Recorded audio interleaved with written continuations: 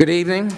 This is the April 8th, 2021 meeting of the St. Mary's County Board of Appeals.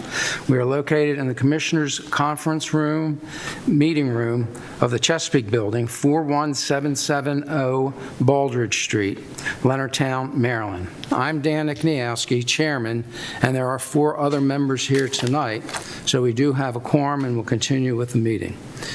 The public meetings are now open to the public within this building as long as social distancing guidelines can be maintained and the Commissioners' meeting room capacity limits do not exceed 32 people. Everyone in attendance must wear a mask at all times except when speaking. If social distancing guidelines or occupancy room capacity limits cannot be followed, the meeting may be rescheduled. Applicants and/or their representatives are participating both in person and through Zoom teleconference. The public is encouraged to view the meeting on Channel 95 or the county's YouTube channel. Also, the public may just listen to the meeting on their phones, but not speak to the board by calling 1-301-579-7236 and then use the access code 9634443. Again, the access code is 9634443, followed by the pound sign. If a member of the public would like to participate by talking to the board during the public testimony portion of the meeting, please call the following number: 300-301-475-4200, extension 1234. When you call this number, Ms. Sherry Young, recording secretary, will ask your name, address, phone number, and email. In other words, this will be a virtual sign-in sheet. Ms. Young will place you in line on hold. After I announce that I am opening the meeting to public testimony, you will be able to talk and ask the board questions or make your comments.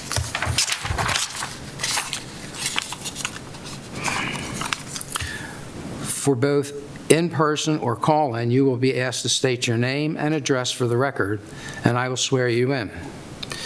You will have 3 minutes to ask your questions or make your comments directly to the board. Your comments will be recorded and heard by those of us in the Chesapeake Building, Zoom participants, Channel 95, and on YouTube. After the public comment portion of the meeting is over, the case will return to the board for discussion and decision. And we will proceed right now with a roll call, and I'll ask the commission members to identify themselves, beginning on the right. Wayne Medzensky. Lynn Delahaye. And again, I'm Dan Kniaski. John Brown. Good evening, Rich Richardson. Good evening, Steve Scott, Board Attorney. And also in the audience, we have Mr. Guy Bradley, who is the alternate member of the board. And we have the St. Mary's County supporting staff that are in attendance. Mr. Harry Knight, Land Use and Growth Management Deputy Director. Stacy Clements, Land Use and Growth Management Planner 3. Neil Murphy, I saw sneak in, and he is the St. Mary's County Government Deputy County Attorney. Joining us in the media control room is Amy Carter, St. Mary's County Video Media Producer. And then in the adjoining Savage Conference Room, public phone calls to the board, Sherry Young, Board Recording Secretary. Do we have Mr. Hunt? He is not here this evening. And then also Public Works folks? They did not think any of the cases warranted their attendance. Okay. Excuse me, Mr. Chair. Yes. I'm sorry to interrupt. I got a text from Chris Longmore. He says, we can hear everything, but we are not seeing anything on Zoom. Did they start video? Well, the Zoom meeting is in place. So, Amy, are you able to show the video on Zoom? Mr. Chairman, we can see it now. It just came up after you said that. Okay. Thank you, Chris. Thank you very much. Okay. Can't see Chris. He's turned off. The appellant, applicants, interveners, and representatives are all here tonight, so as we go through the meeting and your case comes up, we'll swear you in for any testimony you be given. The three public hearings that we have tonight are the Briner property, VAAP 202477, Hodgkins property, VAAP 202089, and Sloan Gravel Wash Plant, CUAP 21-131-00001. Before we start the hearing, for the viewers at home, you will be able to see the staff and applicant's presentation on Channel 95 or YouTube. These presentations are being shown, are being shown. You can also see the documents that have been submitted for this case by going to Board Docs. Ms. Clements will now demonstrate how to locate and use Board Docs. Stacy? Okay, this might be a little clunky. We're using Zoom for the first time. Okay, I'm going to share my screen. And let's see. Let's go. Okay, can we see that? It looks like you're sharing your screen on Zoom, yes. Beautiful. Okay, first we'll start off with going to St. Mary's MD.com. That's STMARYSMD.com. And once there, you will slide over to the Board Docs tab on the right-hand side. It will take a few moments for it to load up. That is normal.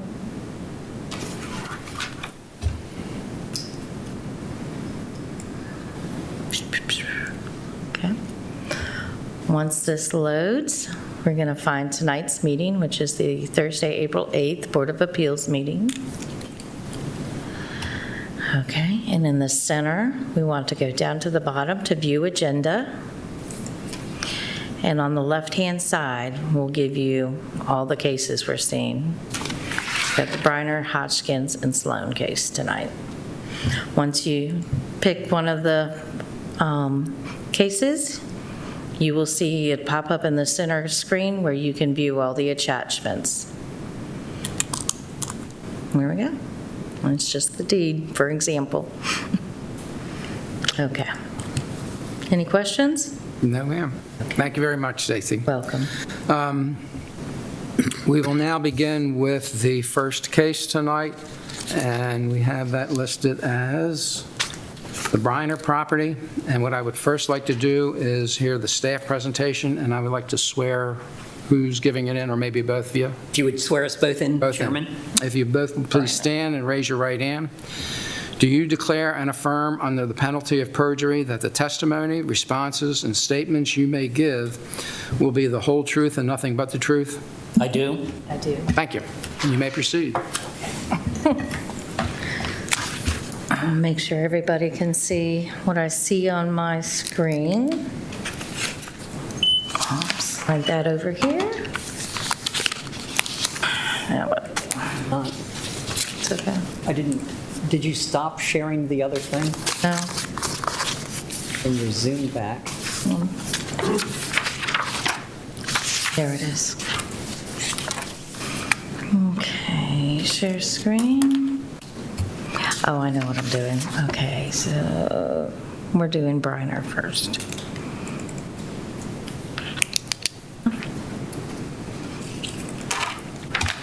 And share. Can you see that, Amy? Okay.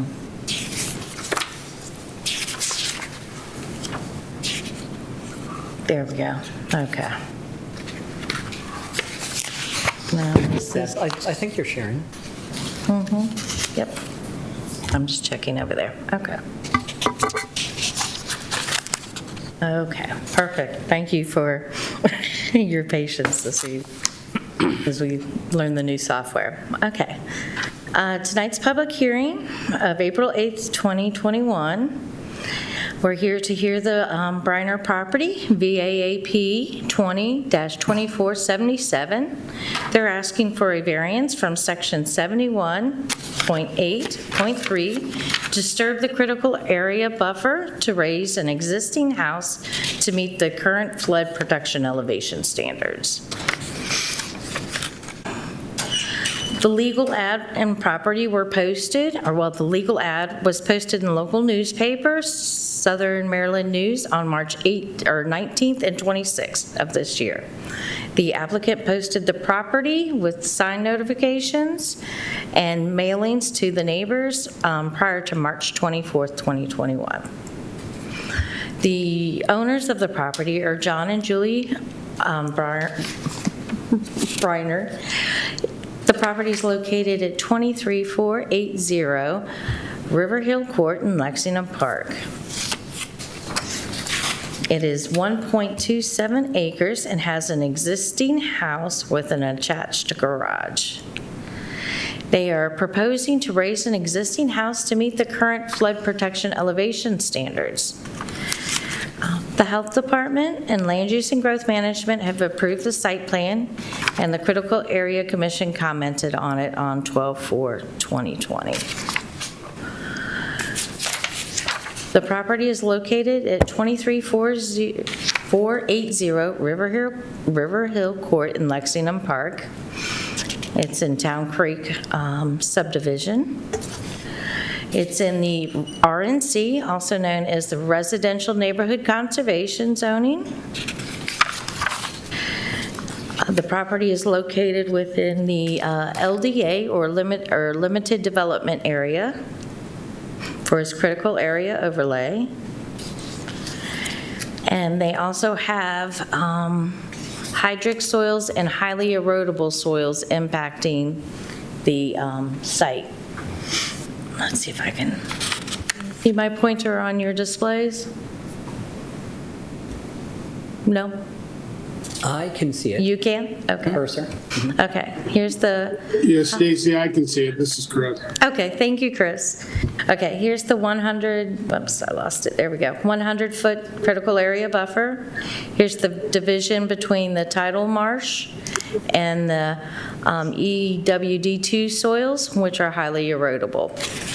Okay, so the buffer would expand to the hydric and then up to 300 feet to include the highly erodible, which lands it right about here. Okay? Which it would encompass less than 50% of the property. Okay, here's the site plan. As you can see, the LOD is just existing a pathway around the house. And here's up close and detailed. They're proposing to put silk fence around the downhill side and along with a 2,300 square foot limits of disturbance, or LOD. Emphasis on temporary disturbance. Yes. Okay. Their mitigation would be for the 2,300 square feet of temporary disturbance. That would be at a 1-to-1 mitigation. And a mitigation plan will be approved by department staff prior to the issuance of the building permit. The standards for granting a variance in the critical area. Before a critical area variance can be granted, the Board of Appeals must find the following. A, that a special condition or circumstances exist that are peculiar to the land or the structure involved, and that the strict enforcement of the critical area provisions of this ordinance would result in unwarranted hardships. And B, the strict interpretation of the critical area provisions of this ordinance will deprive the applicant of rights commonly enjoyed by the other properties in similar areas within the critical area of St. Mary's County. And C, the granting of the variance will not confer upon an applicant any special privilege that would be denied by the critical area provisions of this ordinance to other lands or structures within the critical area of St. Mary's County. And D, the variance request is not based upon conditions or circumstance that are the results of actions by the applicant. And E, the granting of the variance will not adversely affect water quality or adversely impact the fish, wildlife, or plant habitat within the critical area. And that the granting of the variance will be in the harmony with the general spirit and intent of the critical area program. And lastly, F, the variance is the minimum necessary to achieve a reasonable use of land or structures. Are there any questions? Yes, one question. Okay. I have not been to the property, of course, but I'm looking at the mitigation. I'm assuming that there's landscaping, flower beds, azalea bushes. Are we really asking for mitigation for them to move their flower beds out to the side, and we're going to make them plant trees on the mitigation for their flower beds? I can take it. Well, within the LOD, to access the house underneath, they would have to disturb the vegetation around the foundation of the house. But the vegetation is probably what they bought at Meadows or somewhere else. I understand. It's So just a it is project. a requirement, even though the plants were bought at Meadows or wherever, and they move them to the side to gain access to the foundation, were required mitigation for their flower beds? Well, I'll clarify. They will only be required to provide mitigation in accordance with state of Maryland regulations for that temporary disturbance that occurs during the construction to elevate the house. The mitigation is not required for the removal of any vegetation, because they're not proposing to remove any vegetation. And I acknowledge that if there's a flower bed or a shrub close to the foundation, the expectation is it might be dug up, moved aside, and put back. The mitigation is not for clearing of any vegetation. It's for temporary disturbance in the buffer. It is required by COMAR. Stacy can bring up that page of COMAR if you'd like to see it. So the important thing for our department and the Breiners to do is to work together to minimize the disturbance, because less disturbance equals less mitigation. It is a one-to-one mitigation for the quantity of temporary disturbance in the expanded buffer. Okay, thank you. Any other questions? One thing for the record, the critical area had no comment, correct? They provided a letter. Other than one-to-one mitigation. Other than one. Right. They don't object to the They don't variance, object. and I they just want agree with The world to one. know that critical areas did not do a downer on this, okay? Correct. I will characterize it that they support the variance and they agree to the minimum one-to-one mitigation. Yes, okay. Any other questions, staff? Okay. Mr. John and Julie Breiner are they going to make a presentation? Come on up to the table. And if I could swear you in, please stand and raise your right hand.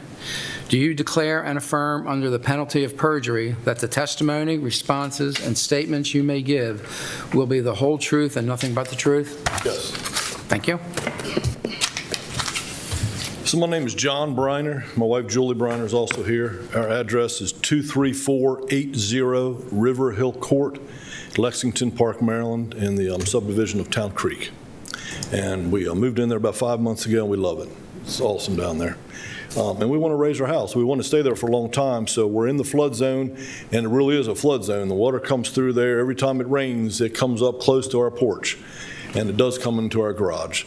So we want to get our house out of the flood zone. I don't want to pay special insurance, because even the payment isn't such a big deal, but they only cover $250,000. So we got a nice house, if it gets flooded, we only get $250,000. I don't want that. I want regular insurance, so if something does happen, my house gets paid for. So I want to raise it up, and that's all I want to do, just raise it up. I'm not trying to make it bigger or more extravagant or crazy. I just want to go up 3 or 4 feet up in the air just to make sure we're way away from the water. And my house doesn't either float away or get mold, or I just want to get the water away from us.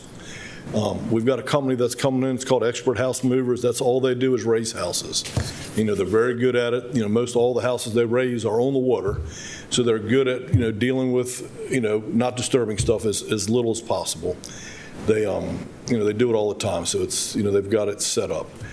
As far as the mitigation goes, I really don't understand what we're disturbing, but I gave up fighting Harry over it, so I'm doing this.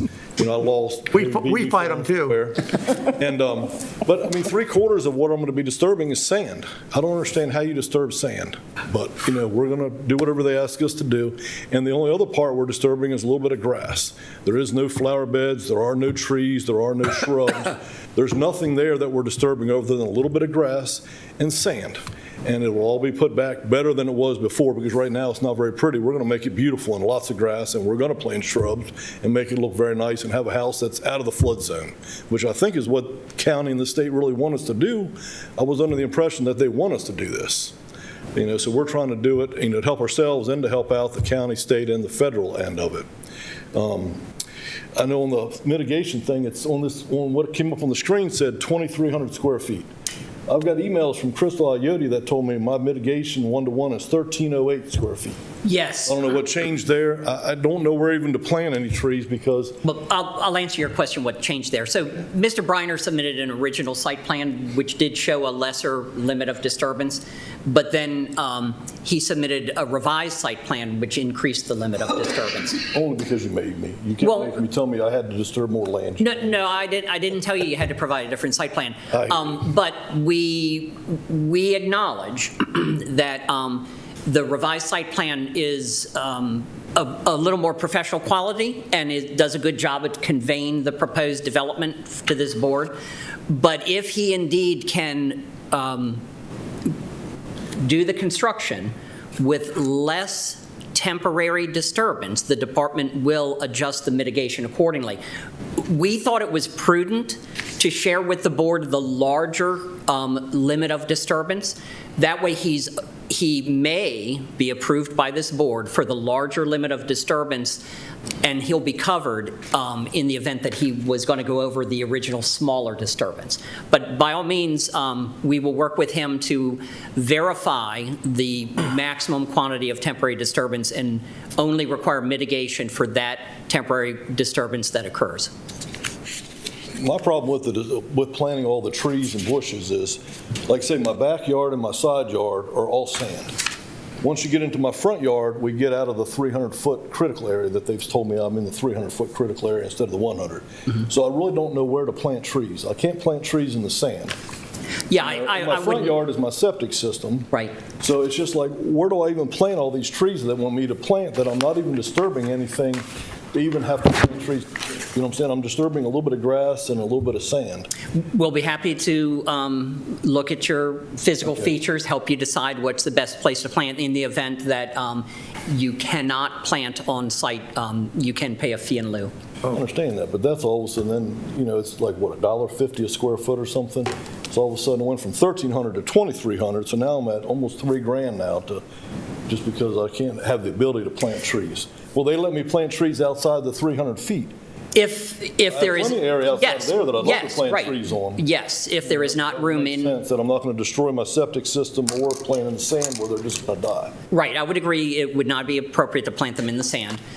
You then try to plant them in the expanded buffer, but if there is not room, and I would agree that based on the, can you bring back up his site plan? Really It's a very unusual shaped lot. Very weird shaped property. Yes. So you're in the slide presentation? Where the house is in the 300-foot buffer, there's virtually no yard to the left or the right of the house. And then when you go beyond the house, then that's the driveway. right? So we're not going to plant. My So, septic's there too that goes out. yeah, and you can plant on top of it, a septic, but you'll choose what's best for you. But I'm talking about the tanks, though. The tanks are there. My front yard's where No. the tanks are. The septic fields Yeah. are further out of the three. Gotcha. So I misunderstood. I thought you were talking about the drain lines. But yeah, you don't want to plant on top of a septic tank because they require maintenance over time. But, so first you try to plant in the buffer. Based on the site, he probably does not have space to plant in the buffer. So then you try to plant as close to the buffer as possible. If that's okay, then I'm game for that. I'll plant Okay. 20 trees if you tell me to plant 20 trees. I'm good with that. 20, Okay. yeah. Whatever, I don't know what the numbers come to. 20 trees is How many feet? I don't know what the exact. 1,000 square feet, is it not? Okay, Yeah. I'll do some shrubs too, but I got plenty of area out there because I got a bunch of trees that are Right. dead. My wife wants me to Yeah. replace anyway, so. We'll give you advice on clusters, so you get more bang for your buck if you do clusters. Okay. Now, and you're going to landscape afterwards? Around the house? Yeah. Well, we're going to replant all the grass. I mean, there's not much I can do with But the I mean, sand. It's any just any gonna- bushes or anything like that? Any There aren't any shrubberies? bushes there now. I'm not a big bush fan, but I will put some there just to, to do the planting thing and then plant some nice, trees along the driveway, as close as I can to the critical zone. Okay. But And then that's- where my that- property that- is, Well, certainly, any native species he chooses to plant adjacent to the house for aesthetic landscaping around the house will count towards the mitigation. Okay. Okay, I have a question. It kind of bounces up between two of you. You said it flooded, so you'll be raising it up, but obviously the flooding is going to be in the mitigated area. So basically, won't that be, is it salt water? Is it coming from the river, or is it rainwater, or what is coming it? from the roads. So I'm just wondering how much that will kill the quote-unquote mitigation, okay? Yeah, no, You it's understand not. what I'm saying? It's Right. not saltwater. It doesn't come from the river. It's not going to stop the land itself from being flooded. You're just raising the house. So Right. well, I guess I'm asking of Mr. Knight Yeah. the question, okay, they're going to try to mitigate, but if you have some major storms like we had last summer, do they get credit for having tried, or do they have to redo it again and again and again? There is a survivability ratio, but that area that is subject to flooding would be another good reason to not plant there and to try to plant at other portions of the property that are not subject to flooding, not on top of septic tanks, et cetera, et cetera. Okay, and then I have one other question. Forgetting all the rules of critical area and all this, if they were building that house today, building it from scratch, barren land, wouldn't they be required to build it at a raised level to accommodate the floodplain?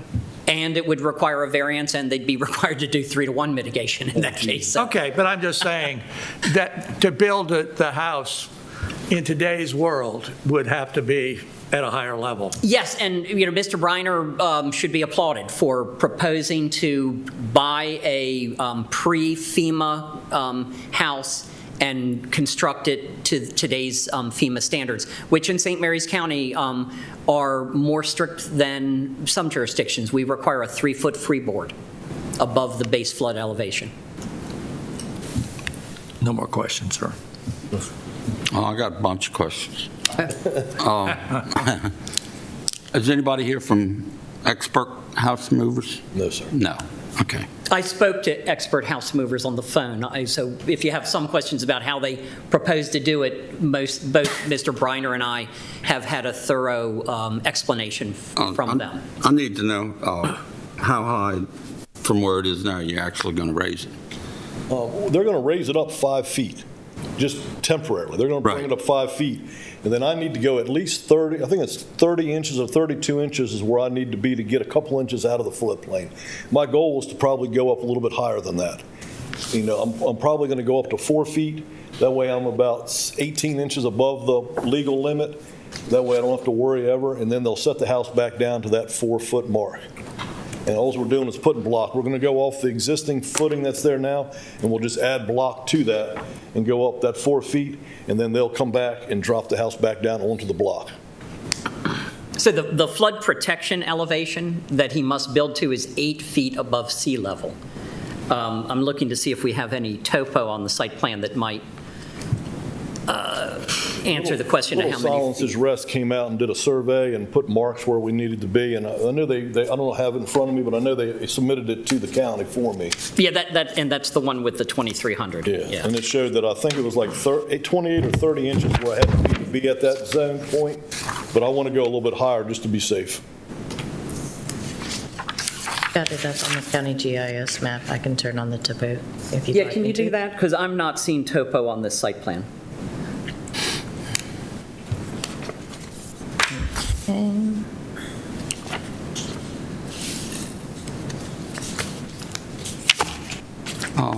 While they're looking for that, are you going to remain on the property? Not when they raise it, no.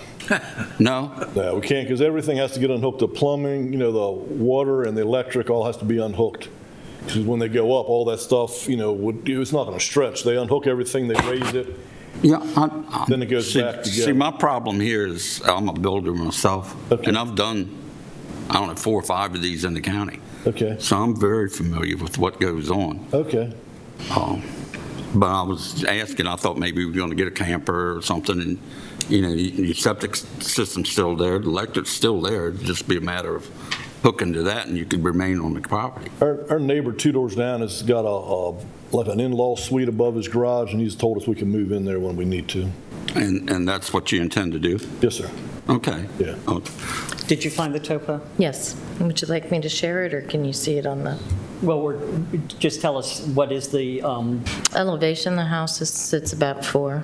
4? So the finished floor of the house will be approximately 4 feet above the current finished grade at the house. Does that sound right? Yeah, no, I think the way they told me was a little bit less than that. Because I Okay. know at 32 inches, if we raised it 4 course of block, according to what the Little Silence's Rest came up with, we Yeah. were going to be good. But we're planning on raising it the 4-foot mark, just because I want to be, I don't want to do it twice, let's put it that way. I want to just get in there, do it once, and know that I'm above, by a decent bit and not have to worry. I want to be able to sleep good at night. Yeah, and the existing grade shot by the surveyor is going to be more accurate than the topo on our county map. He came in and put some like pegs on a tree and stuff and Yeah. stakes and Set a stuff and did a drawing and stuff for the county, yeah. Okay, now, we've had one of these cases where they actually came in, it was St. George's Island, and all they needed, and the only reason they were here is for the variance. Wasn't no problem, was variance for a set of steps. How are you going to get up this extra 4 feet? Steps.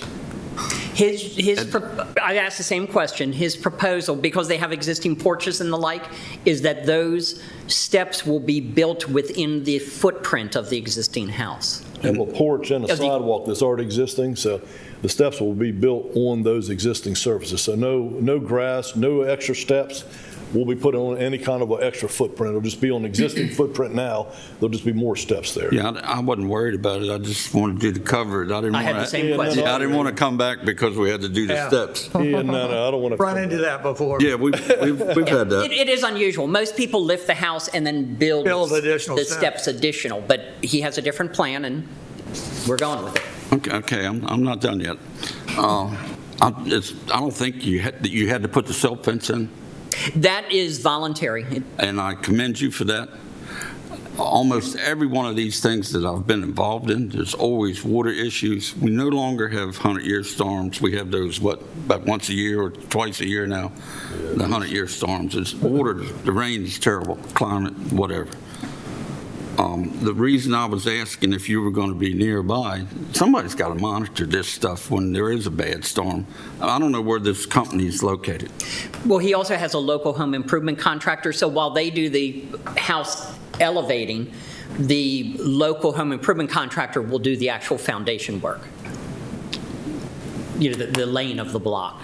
Am I correct? Yes, sir. My concern, it's not a problem, my concern is, as they raise this, they unhook all your water. All your gutters and everything is run down in this disturbed dirt area where the foundation is, and they will have to dig some more footers. They'll have to level where they're going to put the wood to support the existing house, and they got to do a lot of different stuff than you would think. I don't know if you want to try to extend your downspouts or put hoses on them, but you've really got to consider that, because when we have bad storms, it's not pretty. Gotcha. Our goal was to do this at the very end of August, and hopefully, like say in August, it's not, I want to say drought time, but it seems like it's the drier time. That's hurricane season. This beginning of, but yeah, I mean, That's that's our goal. actually when they require that mound systems be installed for the same reason. But Goal, 'cause that's when our kids go back to college, so it'll just be me and my wife again, because we don't want to disrupt our children too. We missed our opportunity before they went to college, so we're trying to get it when they, go back to college in August. So we figured third or fourth week of August, we're going to have it done, and we're hoping it doesn't take very long. and the lot's fairly level, because I don't. It's from the front, or like where you drive in, it kind of comes down at a slight slope down, and then once you hit the house down to the water, it's just a slight, I was going to say, topography, but it's pretty flat. Can you see? Yeah. Yeah, I would say that his is the flat lot surrounded by more sloped lots, slopes. based on the topo He's lines in, I see. like the gully. Yeah, exactly. It's like he's this ridge top, and then it appears to slope away. Okay, I'm good. I'm concerned about the water. I really And I am. appreciate your concern, and definitely we're going to be paying attention, because that's our whole issue here is water, so I promise you, we're going to be watching that. Okay. We're just going to be literally 150 feet away. Well, that was my concern. Yeah. Stacy corrects me. He's the valley, and the mountains are the other side. Okay, I'm good. That's We why he's basically getting have the a water. shed that looks like the mansions above us. It looks like our house is the shed for those mansions. Sitting down on the bottom. Okay, thank you. Lynn, any questions? I'm good. Any more? Good. Well, thank you. If there's nothing else, I guess now we'll turn it over for. Can I ask Anything one else? question? I know it says something about it was a 30-day appeal process. I can answer that. Yeah, that's an administrative process. Is that the state that we have to wait for to see that they appeal it, or who? Well, they're the ones who you would be most concerned about appealing, because they are the ones who have the deep pockets that could pay for, but technically anyone can file an appeal, Okay. anyone who would be found to have standing, and it's the Critical Area Commission who clearly has standing. So should the board make a decision tonight, the order comes back to them at their next monthly meeting, and then the 30-day appeal period starts. So 30 days from today, and then another 30 days from that day, basically. Correct. We'll be in time for the August thing. Yeah, luckily your August plan should work. Yep, thank you. Anything else? I'm good. Okay, thank you very much. Thank you. Do we have any callers? I can Thank you. double check. You good? Yeah, you can Do I have need to it. stick around for the rest of the meeting, or we? Well, you should wait, because your hearing is still ongoing, but if you want to have a seat with your wife. Thank you. Hold on, I'm going to put you on speaker. Sherry, do we have any calls for the Briner variance? There are no calls at this time. Thank you very much. Thank you. Then we'll close the public hearing portion of the meeting and open it up for board discussion. I think it's a wonderful opportunity to do it. He's taken an own initiative to do it. It's going to cost a lot of money, but I give him a lot of credit for doing it. Yeah, I do. Anybody else? Oh, I'm in favor of it. Well, then let's have a I motion. think it's commendable that, In the matter of VAAP number 20-2477, having made a finding that the standards for granting a variance and the objectives of section 24.4 of the St. Mary's County Comprehensive Zoning Ordinance have been met, I move to approve the various requests from section 71.8.3 to disturb the critical area buffer to raise the existing home to meet the current flood protection evaluation standards. Second. All in favor? aye. Aye. Aye. Everybody is in favor, unanimous. Okay, as you hear, the board has passed and approved your variance. An order reflecting the board's decision will be prepared by staff and signed by the board within 60 days. A 30-day period follows from that date of order, is the date the order is signed, in which any aggrieved party may appeal the board's decision to circuit court. The recording secretary will mail you a copy of the order once it has been signed. Thank you all very much, and good luck with your project. See, that was easy, wasn't it? Good luck. Thank you very much. Y'all have a great day. Good luck. Thanks. I think now we will go through the second public hearing, which is the Hodgkins property, VAAP 202089. And we're ready for a staff presentation? Okay.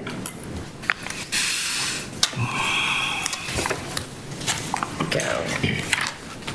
I could do this. Yes. A little bit smoother that time. Okay. Our second case is the Hodgkin property. It is VAAP 20-2089. They're asking for a variance from section 51.4.2.c of the St. Mary's County Comprehensive Zoning Ordinance for a proposed addition to a non-conforming structure, which is less than 5 feet from the side property line and 10 feet from the principal 10 feet from the principal structure. They'd also like a variance from 71.8.3 to disturb the critical area buffer to add a 15 by 24 foot deck to the house. Okay.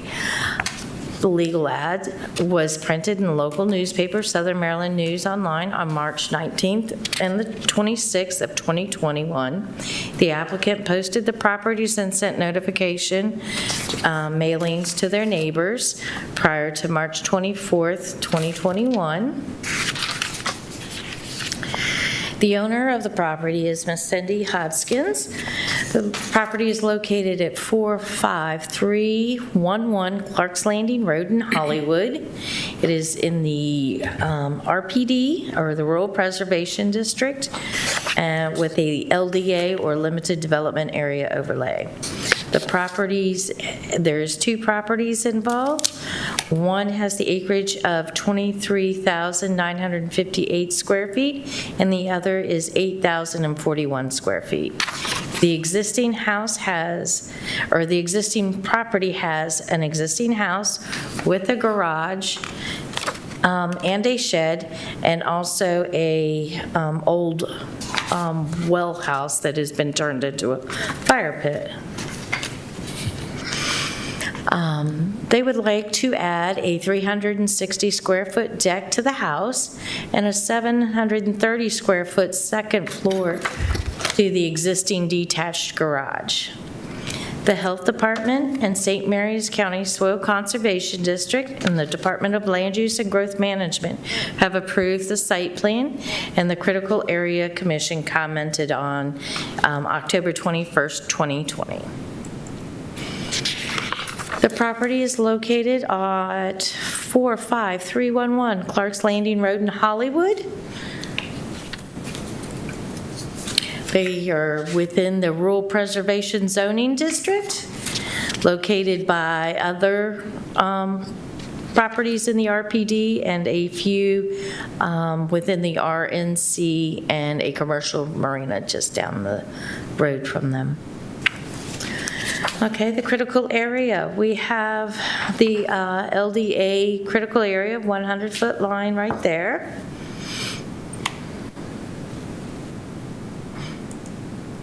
Okay, and here's what they're proposing. This is the 2 parcels. On the smaller parcel is the detached garage and the shed. The little shed here is actually an old well house that has been converted into a fire pit. They would also like, okay, and on the garage is where they're proposing to put a second-story addition. On the existing house, they would like to put the 15 by 24-foot deck. And then this is also shown on this site plan, is this access down to their water. Now, every property is allowed a 3-foot wide natural path, so this does not require a variance tonight. We are here for the variance for the non-conforming structure, for the garage addition, and then for the deck for a critical area disturbance. Okay? Mitigation, there will be 360 square feet of permanent disturbance within the 100-foot critical area, or within the buffer.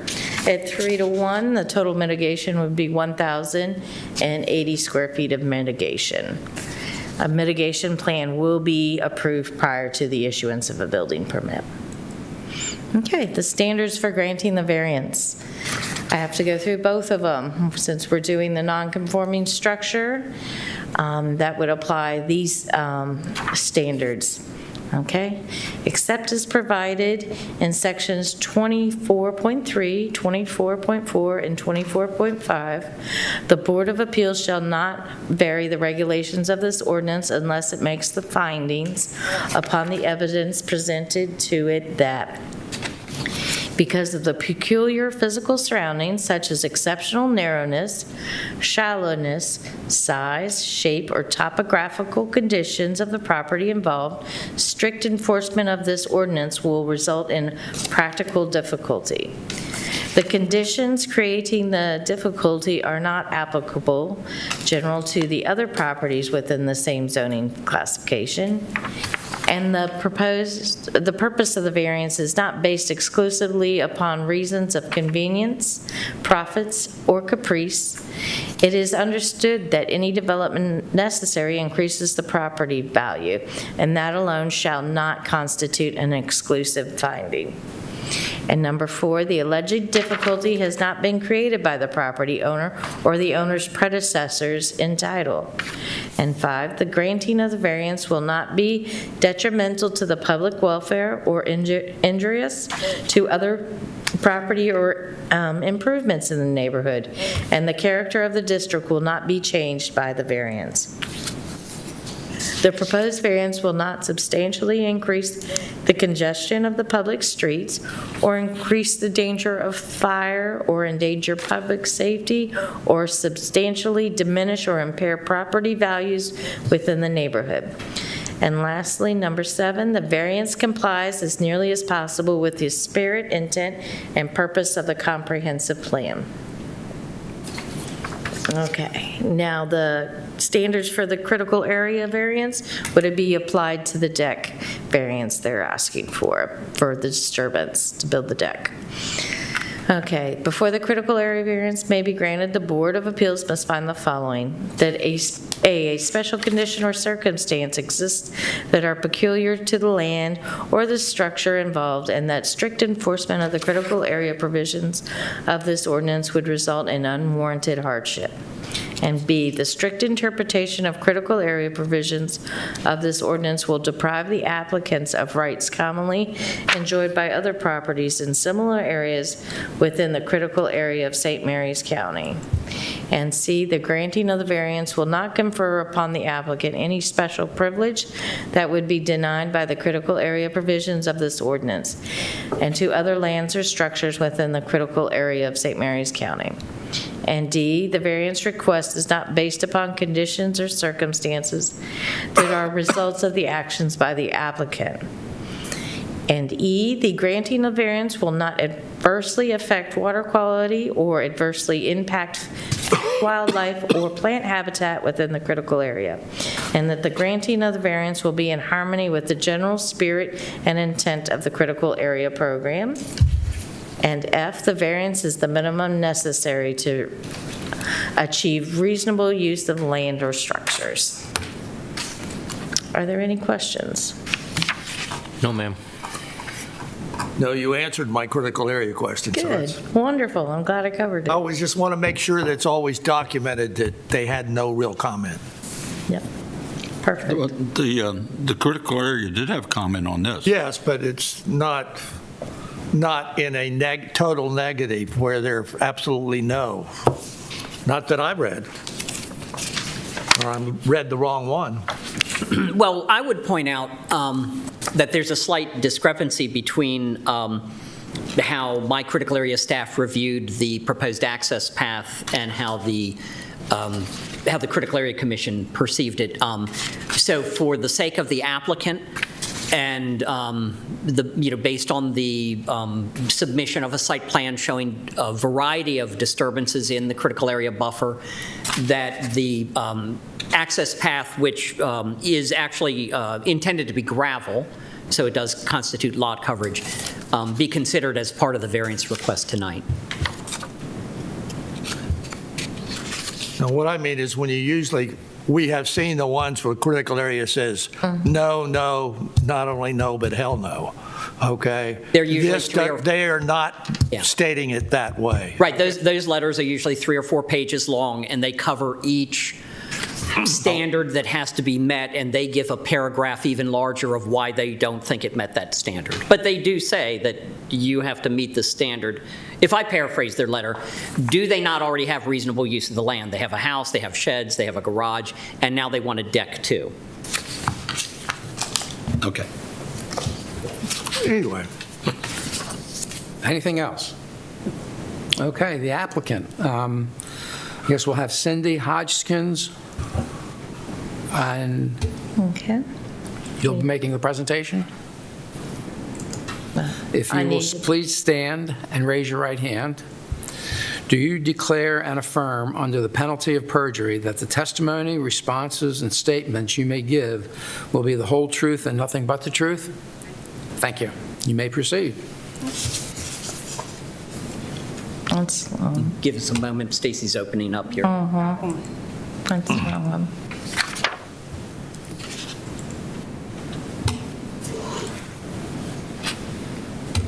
Oh, it's good presentation, there we go. Yeah. Okay, let me share it too also. And then you'll just let her know when you want to advance a Oh, slide. okay. Just like at work. Next slide, please. That's right. Okay, share So screen. thank you all for hearing this. Could I have you speak into this, because make it Certainly easier to will. hear you?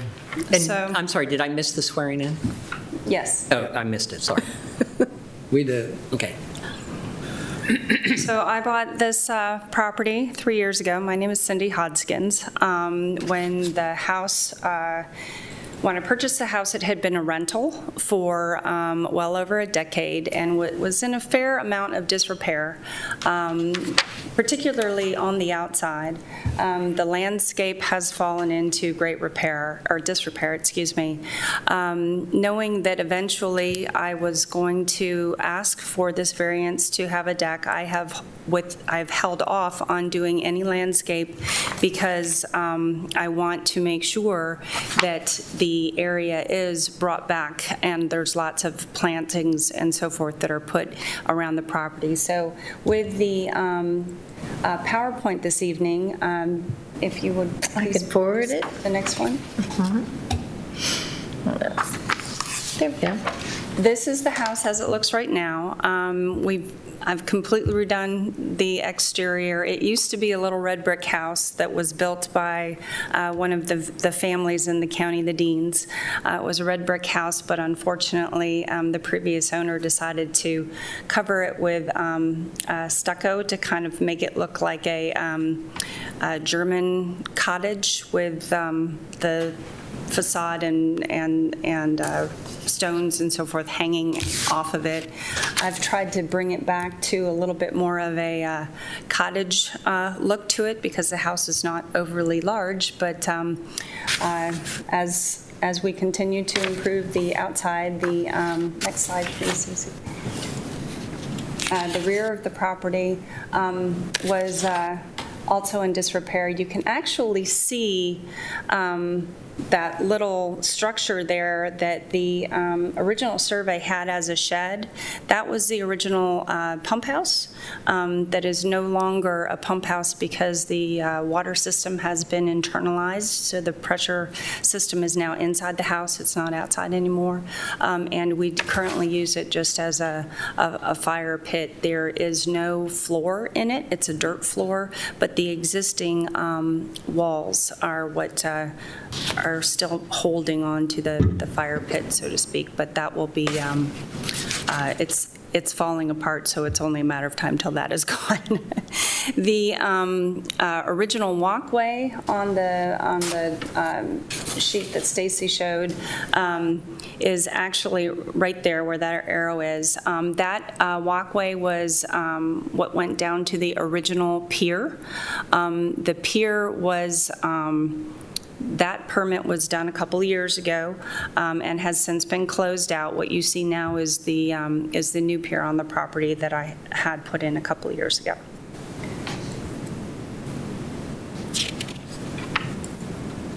This is the right side of the property, taken from the driveway. There is several feet that buffer there will not be disturbed by the deck. In fact, you won't even see the deck from this vantage point. The planting plan. Could you use a pointer or something? Because I notice you're using your hand, but we don't know what I'm you're sorry. pointing to. Is there a way we could use a pointer? I can be quiet, but, now, you the know, if I cursor. sit on my hands, I'll have to I don't stop see a talking. cursor. Oh, the pointer? What? You see it now on your screen? Well, Stacy would have I to try to can- follow along. That's what I mean, but I mean. There's additional pictures of the All right. property, so, but on this side, it's that natural buffer that is there will be increased with the planting plan that I have submitted to the county to make up for the disturbance with the ratio of 1 to 3. And this is the existing garage structure. The roof is the original roof that was built back in 66, and the roof is in disrepair. And so as a part of the maintenance and so forth, this is the structure that we would like to put a second floor on and put a new roof on.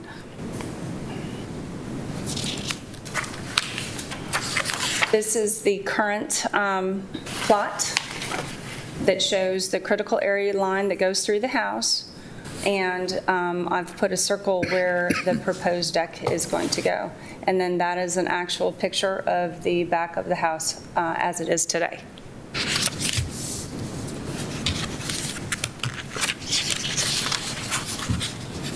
And the deck building plan, requesting a 24 by 15 foot structure that will be built within St. Mary's County current building codes.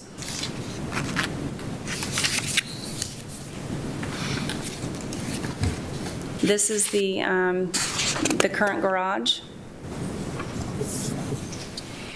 and the proposed floor plan.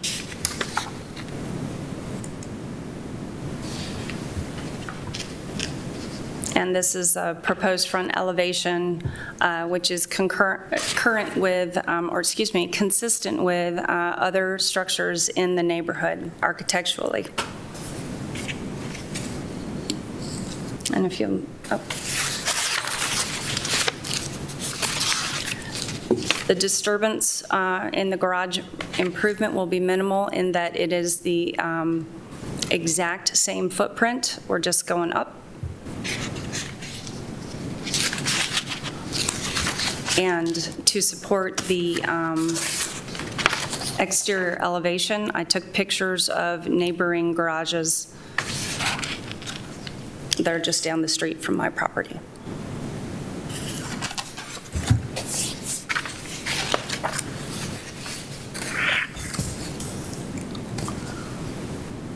Is that a mound system there? I'm sorry? Is that a mound system? No, ma'am. No? Okay. No, it's actually a pit system that's in the front of the house as far as the drain field goes, so. On it's the water side? No, no, ma'am. It's in the front. It's actually inside the circular driveway. Okay.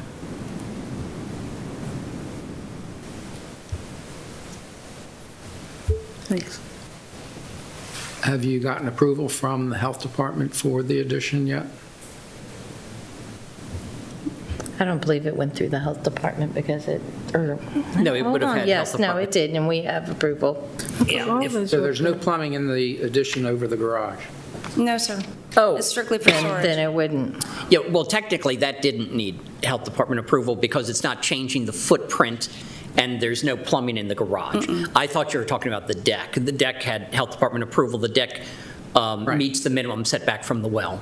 That's Can I reaffirm that question from the applicant rather than from staff? There is no sewer coming No. anywhere in that garage? No, there is not. In other words, the second story cannot be converted to a living area, is what, basically is what you're saying, without the sewer. Right. She'd come back with a different permit application. Yeah, I know, but in this thing, it's no incremental bootlegging some way into it. I just want to make sure that it's, Yeah, when she says it's storage, it is storage, unless you do a lot of additional work and get permission to do so, is what I hear, right? Well, the health department policies on additions to detached accessory structures, I can tell you what the current policy is. So if the current building has no plumbing in it and proposes no plumbing, they would not object to the second floor being used as a family room or rec room or playroom. So, I mean, it could be occupied and lived in with no plumbing. And, I mean, you know, lived in like a living room, right? In theory, we spend time in a living room, watch TV, you know, throw a Super Bowl party on the second floor of the garage. And the bedpans come with it?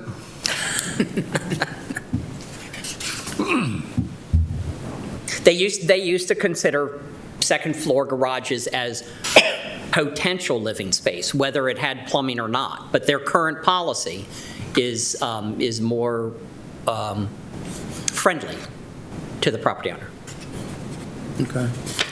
Do we have to say anything about the, what is it, quarter-inch spacing or whatever for the deck boards? Or is that, Decks by definition now are not lot coverage.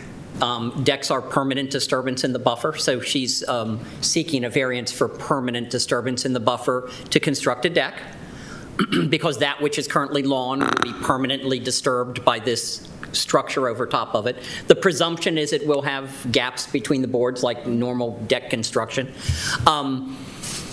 The other permanent disturbance to the buffer is her pathway, because that's currently lawn. She is offering to remove one pathway and replace it with another. So that could almost be approved without a variance through impervious surface trading. But we're already here for a permanent disturbance variance, so might as well include it.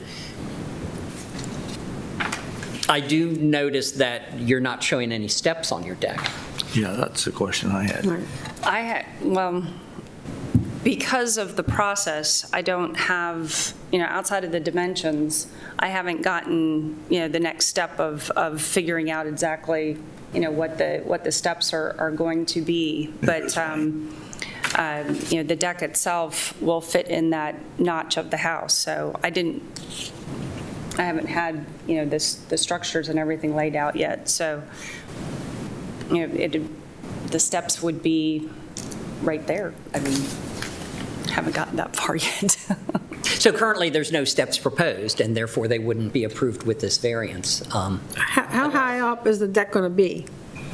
If you go back to one of the pictures, Like showing it shows the back of the house. with the existing steps coming down. So that's, so that is the current 4, 5, configuration. 4 feet? Those steps are there for egress purposes, but the deck would not be as high as those steps are. It would be one step down, so, and come into that rectangular area. So if the proposed steps in the future were within the footprint of the existing deck as proposed, then they would be covered by the variance. Okay. But if you wanted steps in addition to the deck as proposed, that has not been included in your request yet. in other words, what you're saying, in order for her to have steps on what she's proposed, she'd have to build them inside the deck. Within that 15 by 24 foot rectangle. Okay. Otherwise, we'd have to change everything, right? Or She we she can, could submit an exhibit here during the hearing for consideration by the board. okay, but Have to we, go back to a critical area? If it's an additional footprint, since they're the ones that are kind of raising the issue? Not prior to conclusion of the hearing. In the event that the board approves her variance, we are obligated to send a copy of the approved variance to the Critical Area Commission. Which would, if we approve, would If- be the right. additional square footage? They would see it at that time. Okay. But there's already steps there, so if you take those steps away from the square footage that she's asking for, there's no addition. Technically, that would be impervious surface relocation, because the steps count as existing lot coverage in the buffer, and so she would not be increasing the lot coverage in the buffer, she would simply be relocating it in the buffer. And that's what I was trying to say. Thank you. there we go. Okay. I just wanted to address this now. Oh, I agree. I like the way you think. I would appreciate making the most of this board. If it requires, an action on my part, I'm more than willing to do whatever. I've never gone through one of these hearings before, and I have certainly relied upon the guidance here. So if there's something that needs to be done this evening, I don't know if it would be what would be most efficient at this point in time to request, Well, it sounds like we've Different taken care of the dimension. steps issue. Relocate the steps, right? Yeah. Well, I think it would be appropriate to identify the location they're being relocated to. Well, Yeah. how high is the deck going to be? We estimated there were 6 risers at approximately 8 inches each, so that's 48 inches. But she also said the deck was going to be down 1 riser, so maybe only 40 And you inches. step down when you walk out the door. but that is at the highest point. Yeah. So, So then when you come out, the ground drops off, so it may need those risers So the back. current steps has already got 6, so there's really no difference then. Right. Right. Except that if you put the deck over, if she She'll be able stepped to off make to the it. side, it would be a lot more steps. Risers. Okay. And the fact that you've put a lot of thought into this, obviously, you've done a lot of work. And the fact that you also mentioned that those steps are for egress. Correct. So from a safety standpoint, I think you need to now decide where your where your steps are going to be so that we can approve it all at one time rather than having you come back. Well, does it matter where along the perimeter of the deck that the steps are? I mean, She's just relocating them. where they're relocated. Does it matter? True, but They have to reach the ground. If it's on that one edge, it John, wouldn't be that's called reaching a the ladder. ground. Well, we can give her time to think about that while we move on. Okay. if, in theory, she could present an exhibit labeled approximate location of steps? Okay. Approximate relocation of steps. To be more exact, yes, sir. Yes. Thank you. Good word. I like those. Like those words. so. We're trying to help you. The planting Relocation. plan currently has my installing beds, flower beds around the, right there, the 24.1 okay. Right there? section there, as well as up and around the other area, of the house. there? So the relocation of the steps would be on the 24-foot line of the deck. So it would be on, the stairs would be on that side, Okay. Yeah. That's good. Approximately sense. on that side. approximately on There you that go. side. Approximate relocation of steps. Okay. Okay? So Harry, does Does Lugham want a revised exhibit, maybe even if it's just hand-drawn? Well, right, I thought it Yeah, might be. I think if we, So she has placed a, no, do you want to place a mark on the page where you think, where you're, and I, Perfect. yeah, Yep. yeah, and it, somebody want to take a crack? And then I'll What have- That is, what exhibit number that is? well, Sherry Young will assign an exhibit number and add, attach it to the case. Okay. Is that sufficient? Whoa. You okay? Just for clarity. I think we all understand, based on your having Stacy show. Oh, okay.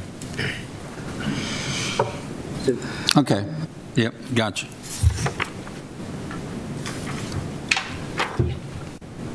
Oh, so someone's in the center. The current exit door from the house appears to be rather centered. Yeah. I look at, yeah. That way it can be plus or minus left or right. Yes. There you go.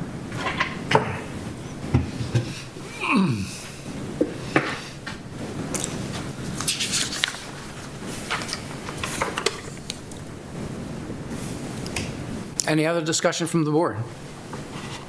Is there a motion? Just No, we got public testimony. I'm sorry. Are there any public, anybody on the phone? Yep. Speaker.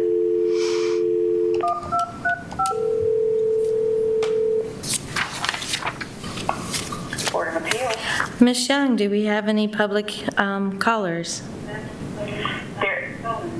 There are no public callers at this time. Okay, thank you. Thank you. Okay, discussion.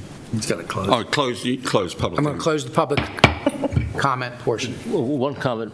Ms. Hodgkins? Ms. Hodgkins? Yes. I really like your house. It looks exactly like mine. The first pictures, I thought it was my house you had in there.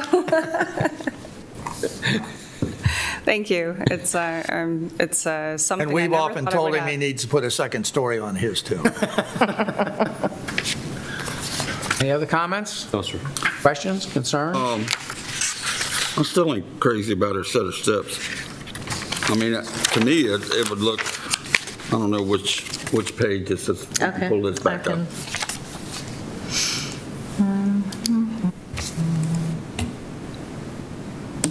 Let's see, I guess you should stay. Yeah, that'll. can you see it on your screens? Yeah, it can enlarge the deck area if you can. The deck area? Okay. I can try. It's a little bit difficult in the PowerPoint. Yeah, can you go to full image? That's good. Looks like you would want to run it along the edge of the, because the deck comes out past the house, looks like you'd want to put it there, where, where it'd be up against the house, but I'm just saying. But She was explaining that's where her proposed landscaping is? Yeah, I know. I'm just saying. Okay. But you good where you're at? Yes, sir.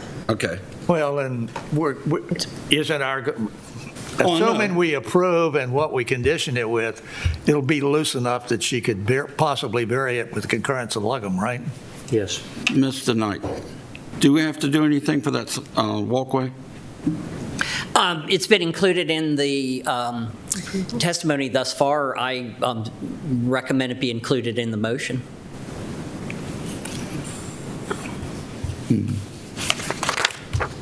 Okay. Wayne loves to do these extended ones. Should be, yeah. Approval of a gravel walkway, just approval of a gravel walkway towards that's all you'd have to say? Yes. Okay. I don't have a problem with it. If a neighbor had showed up and complained about only being 5 foot, from their property line, I may have, but nobody's here complaining, so it's not on me to complain about it. I'm sorry, sir, are you referring to the gravel walkway? No, I'm referring now to the garage only being 5 foot off your boundary line and and could possibly interfere with a neighbor, but if they're not here to complain about it, I'm fine. It is what the distance to the next building on that adjacent lot? In other words, you have the garage essentially on the line. The next building over is, even though it's on their property, is what, 10 or 15 feet or more? It's more than that, sir. Okay, well, I mean, Right. from a fire access, you can get through Right. there. So Isn't that a lot of what some of these if you go- variances are? So I'm not exactly sure why. This certainly happened before I was a resident of St. Mary's County. The two lots are together as one. So those two parcels are considered 45311 Clark's Landing Road. My neighbors, you'll see that they have a garden shed. That is their structure there along the property line that is, it runs adjacent to the external garage that is on my property. The distance between their shed and their physical house is roughly 15 feet between their shed and their house. So the distance between their house and the property line is 25 feet, approximately. But that's not what we're here for. No, I understand, So but I don't- So I think we need to stick to what we're here Yeah. for today. Right. Well, And well, with all due respect, it is the expansion of the non-conforming structure. Her existing garage has a non-conforming side yard setback. It has a non-conforming setback to her existing house. The director can only approve a maximum 25% expansion. This board can only approve a maximum 50% expansion, yet she's asking for a 100% expansion. So how do we do that? So in essence, she's requesting a variance from the 50% cap, which is a bulk area issue, and this board can grant bulk area variances, and/or you're granting her a variance from the non-conforming side yard setback of a minimum of 5 feet, which she does not have, and a variance from the minimum 10-foot setback from her existing house, which she does not have, thus rendering it a conforming structure by way of variance. but she's maintaining the footprint. She is maintaining the footprint, yes, yeah. That's not an issue. I mean, You're comfortable with it. yes, I am. Yes. Yes. we haven't even gotten to discussion yet. It was But all of built our that way. Yeah, all of our previous focus was on critical area, and now we're talking about these zoning setback issues that are part of the same case. Any other discussion? With this discussion, now I feel very comfortable with this. I'm happy with it. The same footprint, put it up. You got it? Go get it. I don't know if I can do this or not. If y'all Take a really- motion. I'm going to do it. I'll make a motion.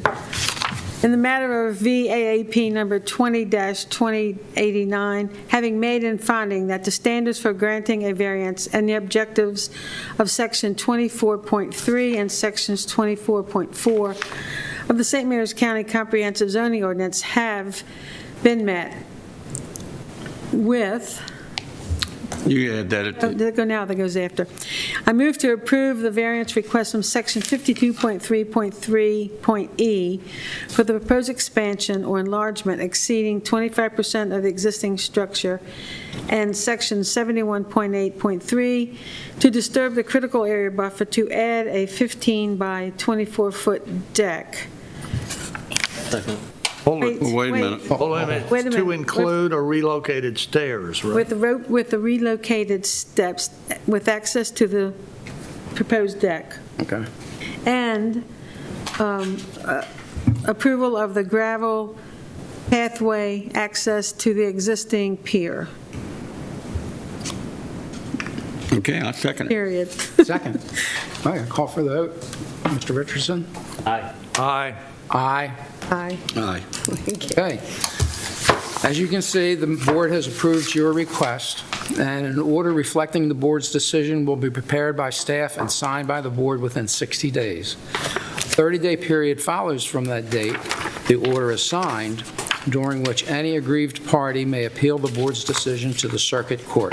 And so good luck with your project, and hope you do well. Thank you very much. Send us pictures. Oh, certainly. Break? Guys want a break? Yeah, we could take 5. Okay, 10-minute break. We'll get back 7:57.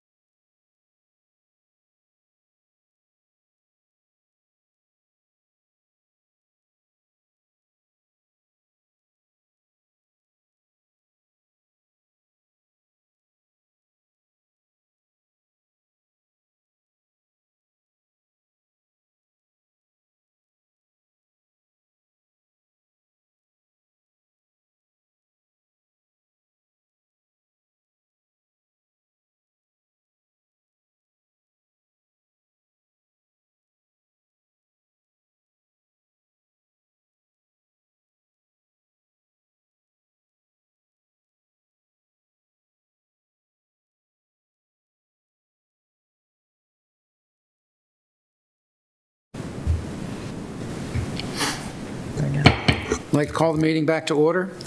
And now we will hear case number 3, which is the Sloan Gravel Wash Plant, CUAP 21-131-00001. And we'll have staff give the presentation on the case. Okay. Give me just a minute to share my screen. Okay, share screen and presentation. Got it, wonderful.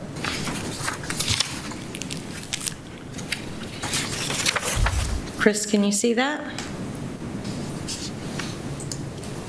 Yes, I can. Thank you. Okay, wonderful, thank you. Thanks, Stace. Okay, this is a public hearing of April 8th, 2021.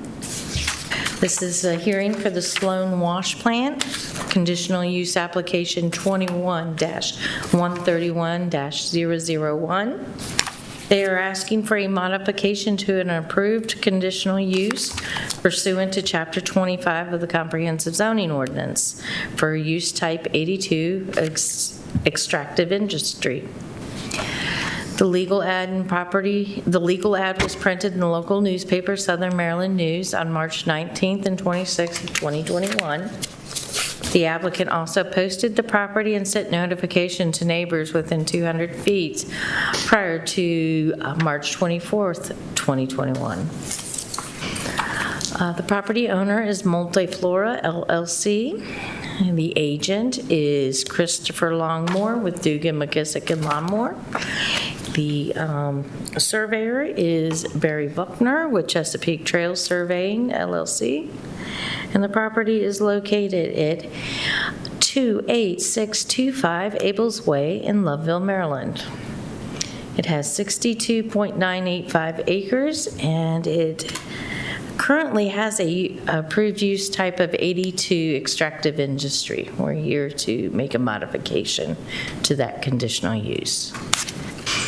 And here's the property location map at 28625 Abels Way in Loveville.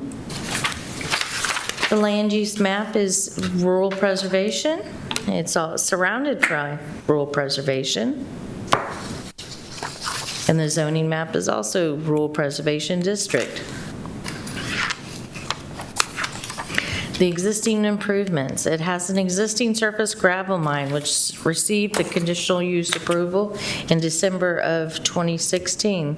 There is already an existing haul road that provides access to Maryland Route 5. They are proposing to add a wash plant facility where sand and gravel is washed during the processing. Okay, this is their previous approved site plan. Which it states that, let's see, stormwater management, okay. A note right here, it says a processing plant is not proposed at this site. And since it was on the original site plan, we wanted to make sure we came back for the conditional use to have it modified. Okay, here are the existing conditions of 2017. 2020. And then here are some wash plant examples provided by their equipment manager of what a wash plant would look like in the gravel pit setting. Okay, here's the site plan. Their access is right through here. And then the wash plant detail. Okay, agency reviews.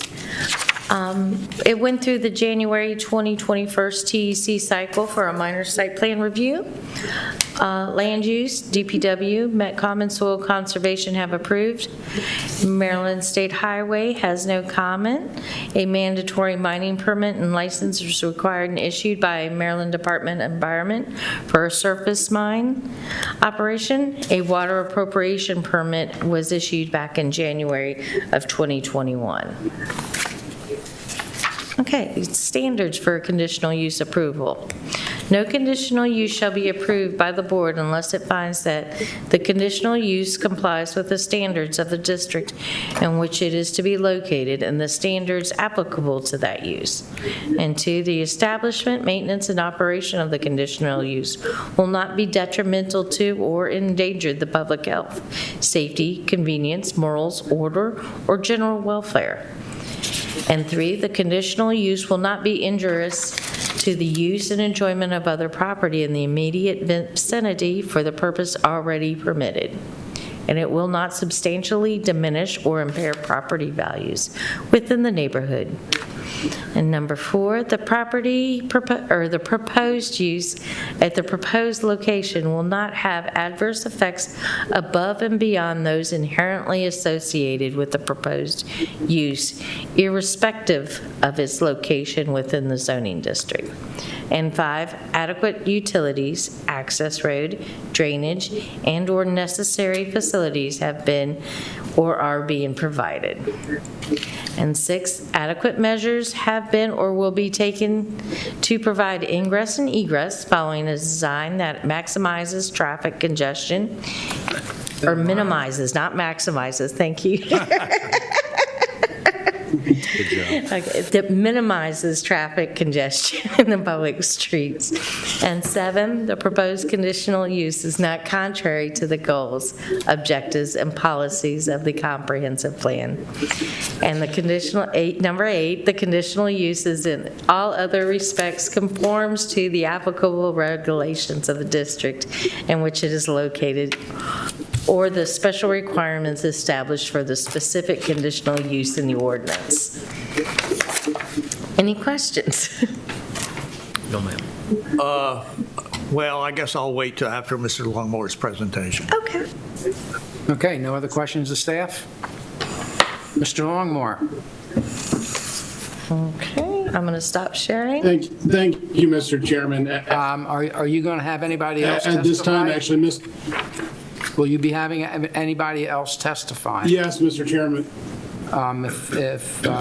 Is it Mr. Buckmer? Yeah. If he will stand and raise his right hand, I'll swear him in.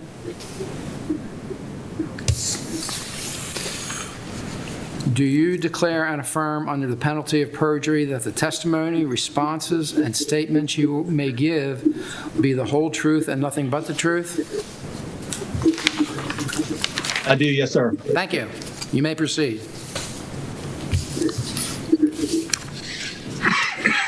Thank you, Mr. Chairman. For tonight's presentation, Mr. Buckmer is actually going to take the lead in presenting the PowerPoint that was provided to the staff, go over the site plan and other aspects of the proposal, and then I'll certainly be available to answer any questions or may chime in as needed. But I'll turn it over to Mr. Buckmer now. All right, I'm going to share my screen for a PowerPoint that we've prepared.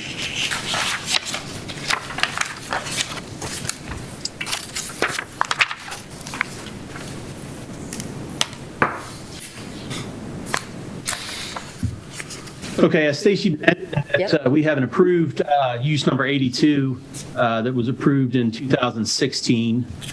We have received a approved water appropriations permit from MDE in January of this year, SM 2018G06. And tonight we're coming to request the revision or the addition of the wash plant on the site. This is the current site, the same photo that Stacy had. It shows the entrance, the existing entrance.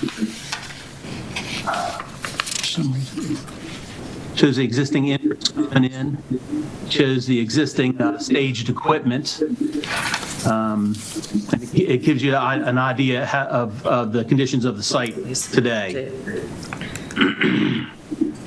This is the site distance north and south along Maryland 5 at the existing entrance.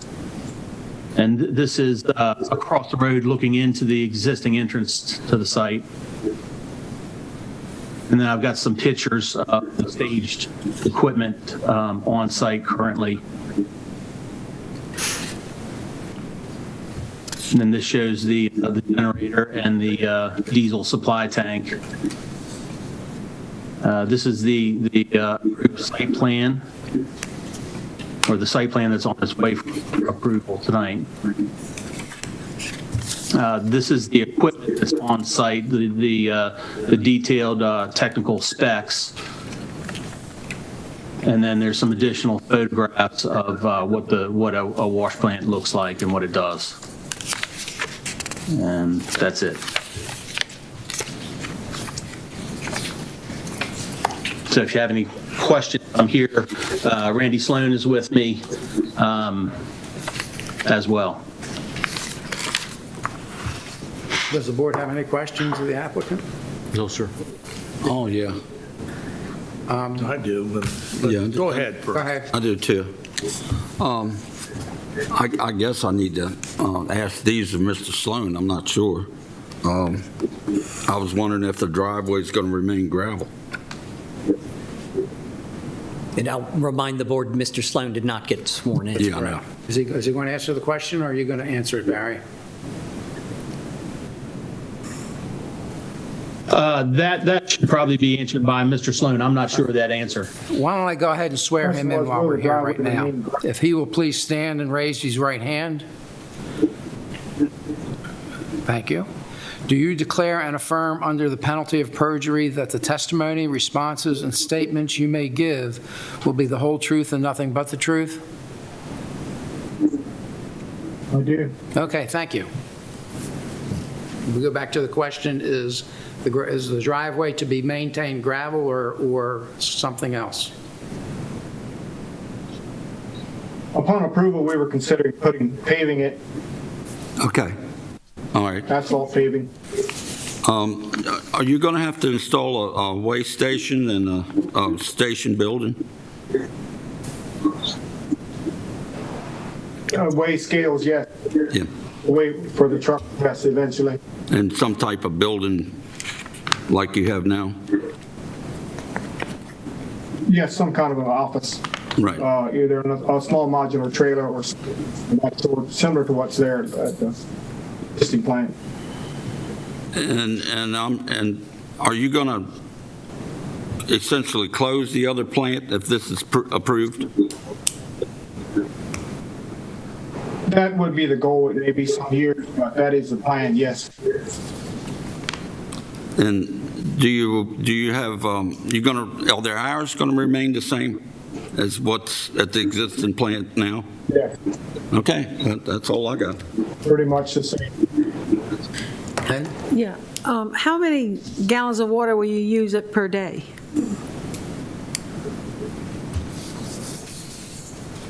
It's several hundred thousand per day, but it's like 96% of it is recycled, or it was lost through evaporation. Okay. So do you dig a well? Where do you get the water from? No, there's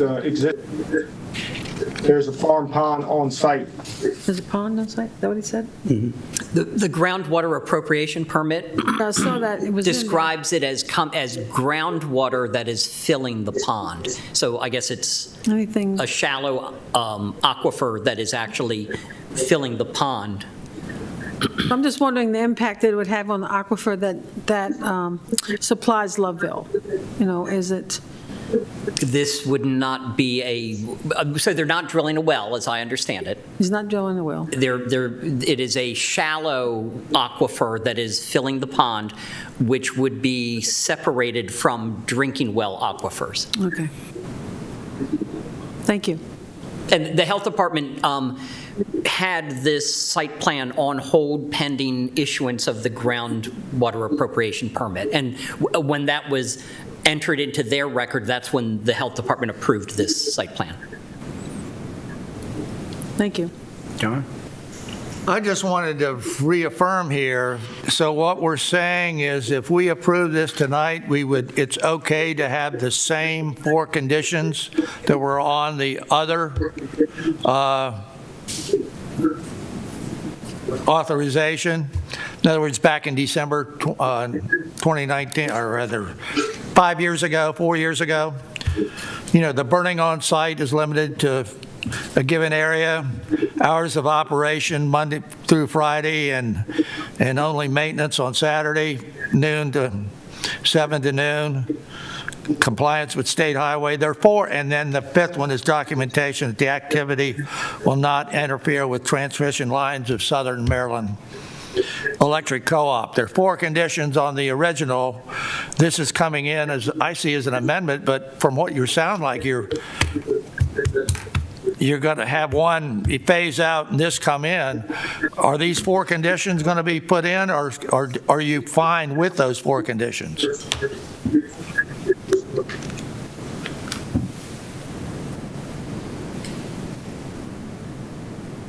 Barry, do you want to address that, or would you like me to? Why don't you get that one? So I don't think Randy has any problem operating under those four conditions. Actually, the fourth one, from what I had seen, there was a misunderstanding with SMECO on the first site plan that was submitted.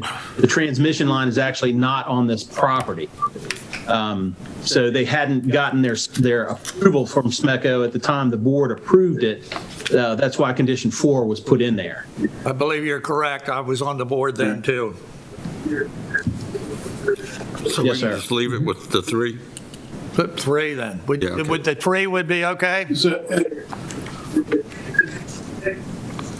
I think that's, and certainly, you know, Randy, you can speak up if Barry or I are misspeaking, but, you know, so I think that and the compliance with the entrance permit has, you know, sort of been done, but those don't really interfere with the operation at all. The request today was not to really change those, but simply to add the wash plant to the existing conditional use. I think it'd be fine to either leave them all or remove the fourth one, because the way I view the fourth one, it's already been complied with, because there was documentation provided that it will not interfere with any SMECO lines. So whether that stays on or not, I think that is sort of moot now because it's already been resolved since 2016. We're certainly in favor of conditions. Okay. Thanks, Randy. Mr. Richardson, any questions? No, sir. I've got a couple of questions. Are there going to be additional trucks coming in to use the plant? They would be bringing in gravel to, bank run gravel to be washed at this location?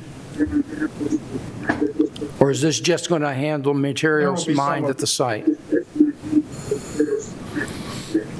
Some will be brought in eventually. Okay. Barry, could you have Mr. Sloan move closer to the speaker or to the mic? Oh, sure. I heard him. Okay. Yeah, I said there will be additional trucks coming in Yeah, eventually. eventually. Okay, thank you. Any other questions? No, sir. Look, how many additional trucks do you anticipate per day? Maybe 40 to 50 loads. Per day? You're not talking about additional trucks bringing gravel in at this time, are you? No. No, not presently. Not until you use up what's there. That's on. I'm sorry. Not until you use up what's there. Can you explain to me a typical day? It'll be a while. What did he say? Could you please repeat that? We will not be bringing material in the future. It'll be a while yet before we get that far. Get ready for that.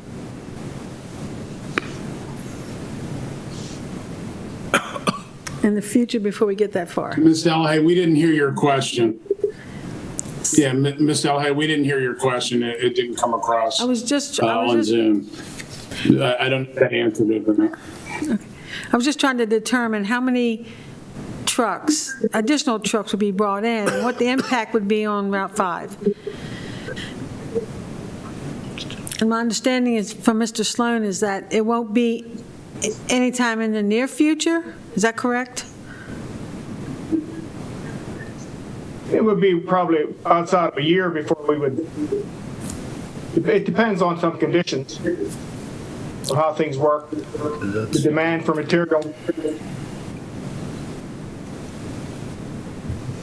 So in a year, we can expect more traffic, and how many trucks per day do you anticipate to bring in?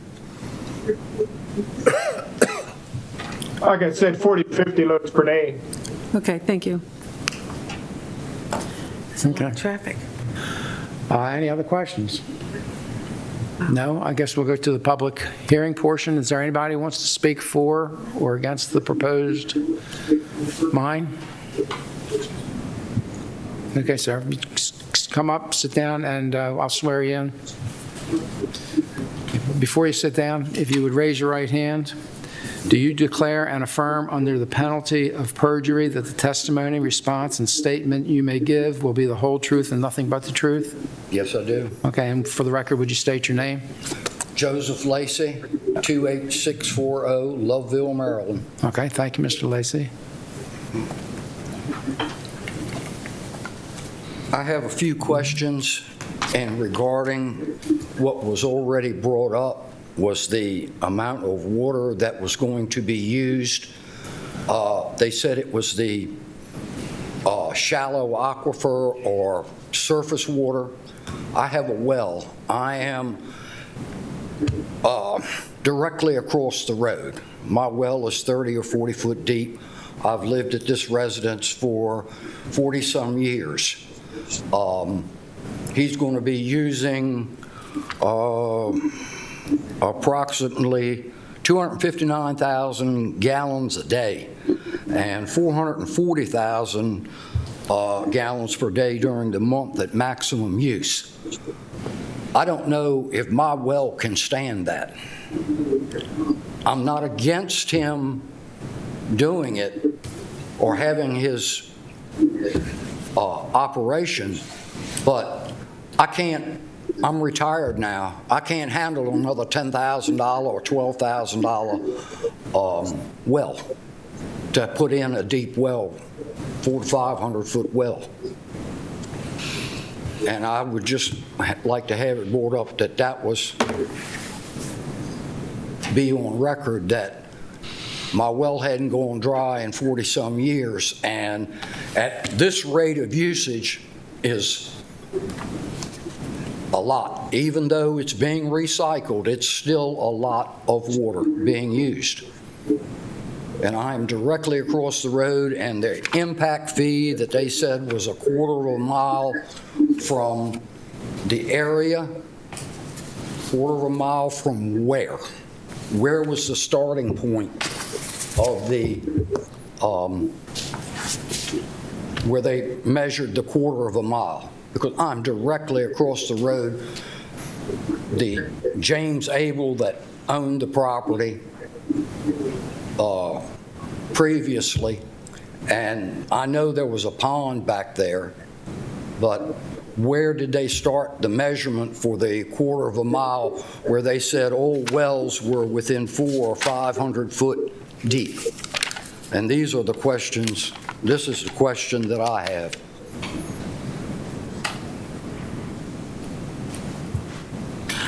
Mr. Richardson, you said a lot of the water is recycled. Is it recycled twice, 4 times a day? I guess I don't know, and I was wondering if I don't either.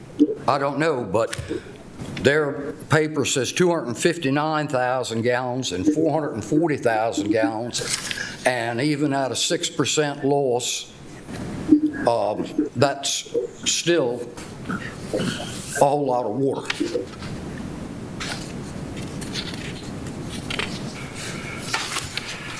So if I may, the state geologist had this plan under review for almost 2.5 years as part of the groundwater appropriations permit. Mr. Sloan is on record with MDE stating that if any wells go dry that is a result of his extraction and use of the surface waters, that he would pay to drill a new well for that person.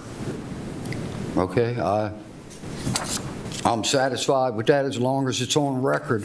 Now, what's going to constitute I guess, the well going dry. I mean, I know the well is going to go dry, but are there going to be any caveats in there that say, well, your well went dry because of something else?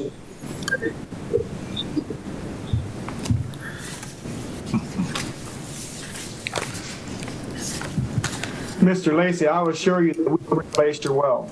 If it needs to be done, no excuses, we'll make sure it gets done.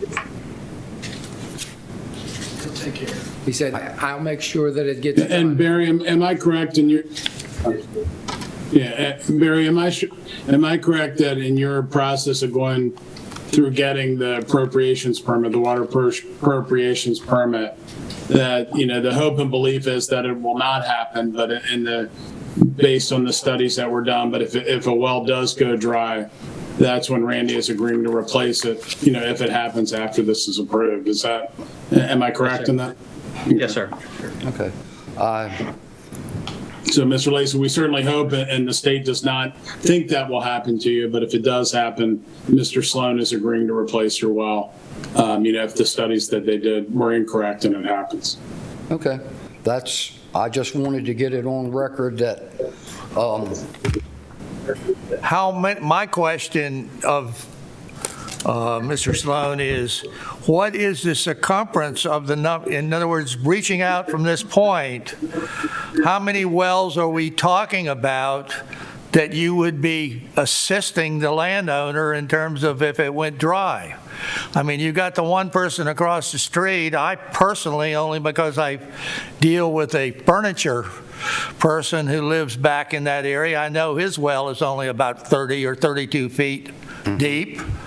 And so therefore, I'm just wondering what is the area that could be impacted, that you're in effect, rather than just reaching out to one person to get this through the board, what is the regional area that you would be assuming responsibility for?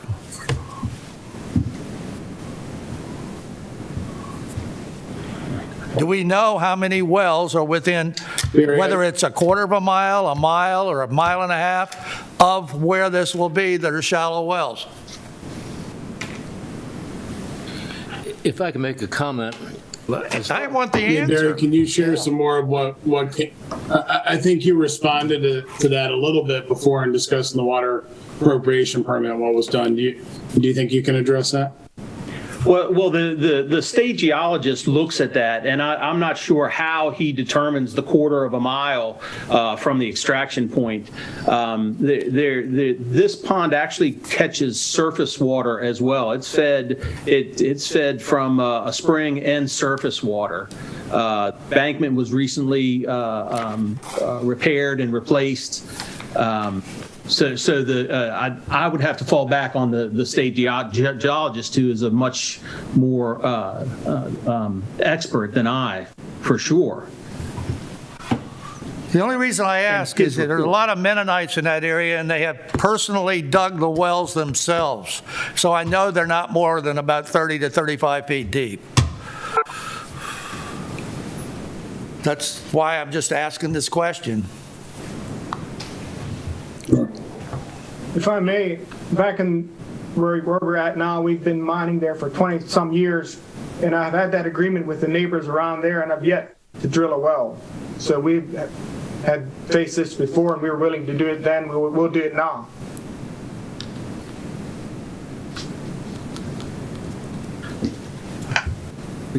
But if we approve this is back to council, if we were to approve this, I'd certainly want it documented in the order that of some sort of liability within a given region. Sure, Mr. Brown, you right? can certainly make that a condition of your approval. Yes. And that's why I'm asking what is the real circumference that we're dealing with here? Yeah, back to your question, what is a reasonable area or radius? It sounds like the state geologist, if I understand the testimony correctly, is saying that that's about a quarter of a mile from the facility. But do we know what his study was based on? That's what really bothers me. I'm going to defer to the as opposed applicant. to somebody who pencil whips a study and never. Did that person come on site? I'm going to defer to the applicant on that. Let's see what they have to say. Yeah. Did the person who did the study come down and study the area? I can't answer that. I don't know, sir. We made the application about 26 months ago and went through their process. So exactly what their process is and entails, it was quite arduous and lengthy. Other than that, I don't know exactly what they do. This is Dan Ignowski. And respectfully, Mr. Sloan is agreeing to address the issue. And I know Mr. Murphy is in the room. This is an issue that we've gone back and forth with, and Mr. Scott may have a thought on this as well. But there are state regulations that govern mining operations like this. The board certainly has, and I feel like I have to say this on the record tonight, the board certainly does have jurisdiction over the zoning portions of the approvals. But the water appropriation permit in particular is a state process, a rather lengthy one, that the state imposes on. And I think that's really a state law issue and not as much an issue before this board.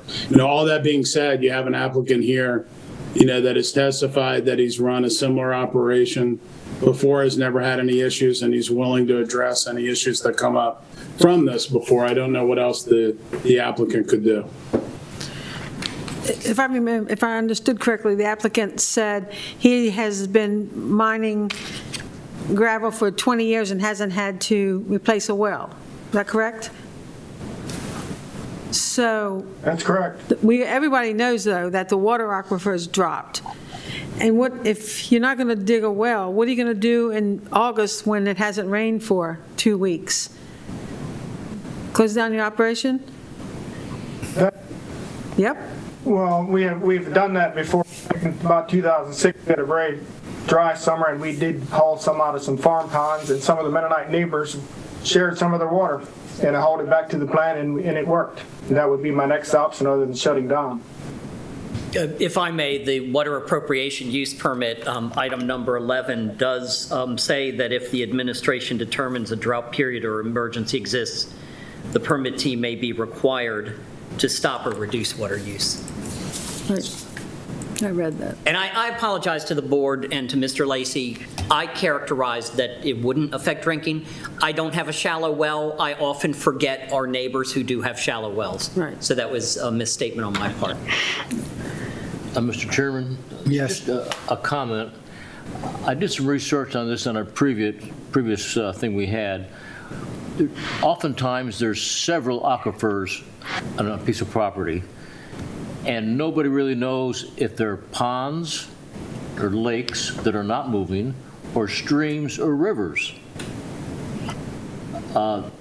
Some people think they know, but I don't think anybody really knows if they're ponds or lakes or streams or rivers. If they're streams or rivers, that's constantly being replenished. If it's a pond or a lake, then it could be a problem. But I don't think we really know. I did some research about a year ago on the same subject, and a lot of people talk about it, but nobody really knows what those there are. A pond, a lake, a stream, or a river. If it's a stream or river, there's no problem. If there's a pond, yeah, it's used up. We don't know.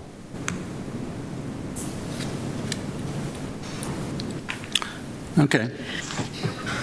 Is there any way we can get And some members of the board, information? one other item, and I'm sorry, I think there's a little delay, so I'm not trying to talk over anybody. If I am, I hear voices a few seconds after I speak tonight, so I apologize if I'm talking over anybody. I'd also note in the water appropriation permit that is in the is Exhibit 2, Attachment 3 on board docs, the condition number 10 also allows the state to come in and make additional, either amend the permit or add additional conditions to it in the event that the state determines that it's necessary to protect, control, and manage the water resources of the state. So the state does retain that jurisdiction in this permit And again, that's one of the reasons I pointed out that this is a state law issue, because the state does retain that authority if there was something catastrophic that would happen. Again, we don't believe the state believes that, or they would not have issued the permit. And that was the 2.5-year process or so that Mr. Sloan is going through. But there is that authority to make him amend what he's doing if there is a problem with it within the permit. This is Dan Iknowski. Mr. Vuckmer, have you submitted other Yes, sir. groundwater appropriations permits similar to this for a mining operation? No, sir. First one. First one. Okay, thank you.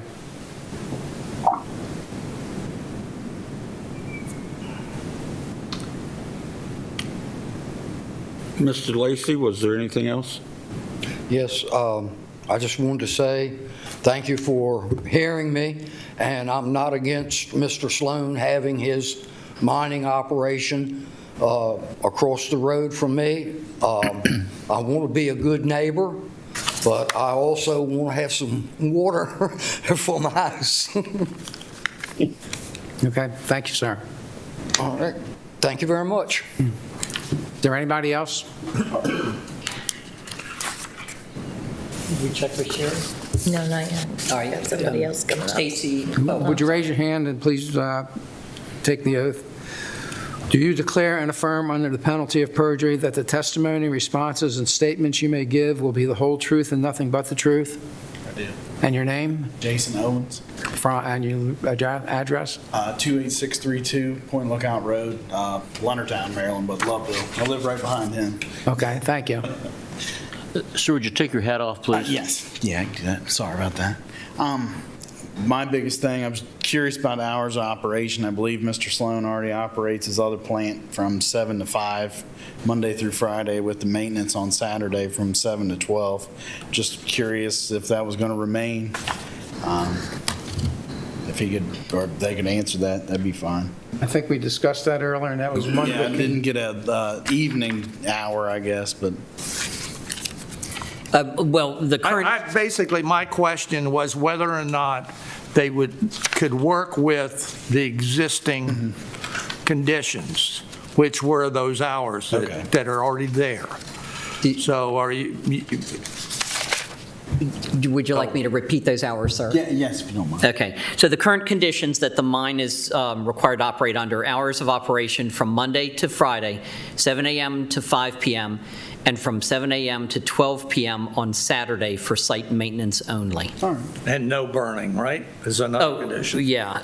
The burning on site is limited to the area designated on page 13 of 23 of the site plan, which we do not have included as an exhibit tonight. Yeah, that is not included?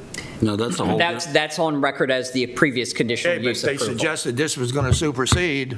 No, I think those were just. If that was going to phase out and this was going to come in, right? He's not requesting to abandon his previously approved conditional use. He's simply asking to add a wash plant as depicted on the exhibits presented tonight.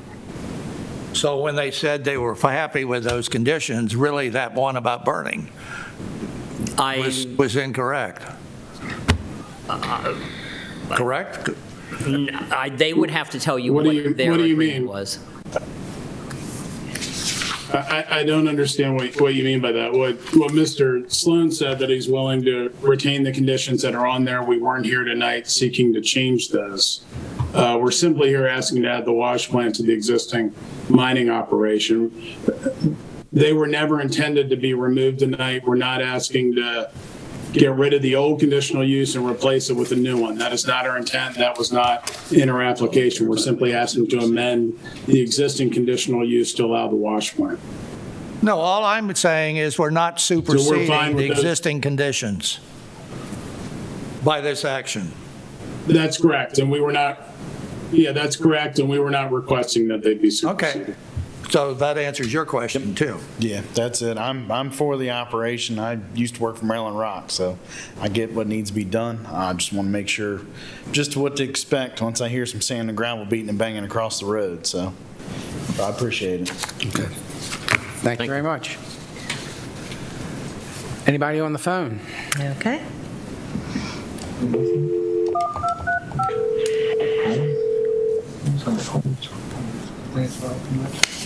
Board of Appeals, Ms. Young, do we have any callers? we do not have any at this time. Okay, thank you. Thank you. One last call. Anybody else in the audience speak for or against? Comments? In that case, I'll close the public testimony and open it up to the board discussion. I have no problem with it. Does Mr. Longmore need a summation or anything? I'm sorry. Chris, do you want to make a final summation? And I'll be brief. I think, we've submitted the standards letter, and I would also highlight the staff report, the written staff report that's in board doc that addresses those standards. I think that Mr. Buckmer mentioned it, or in the staff presentation, all the applicable agencies, I believe now have submitted comments that have no problem with the approval that's here.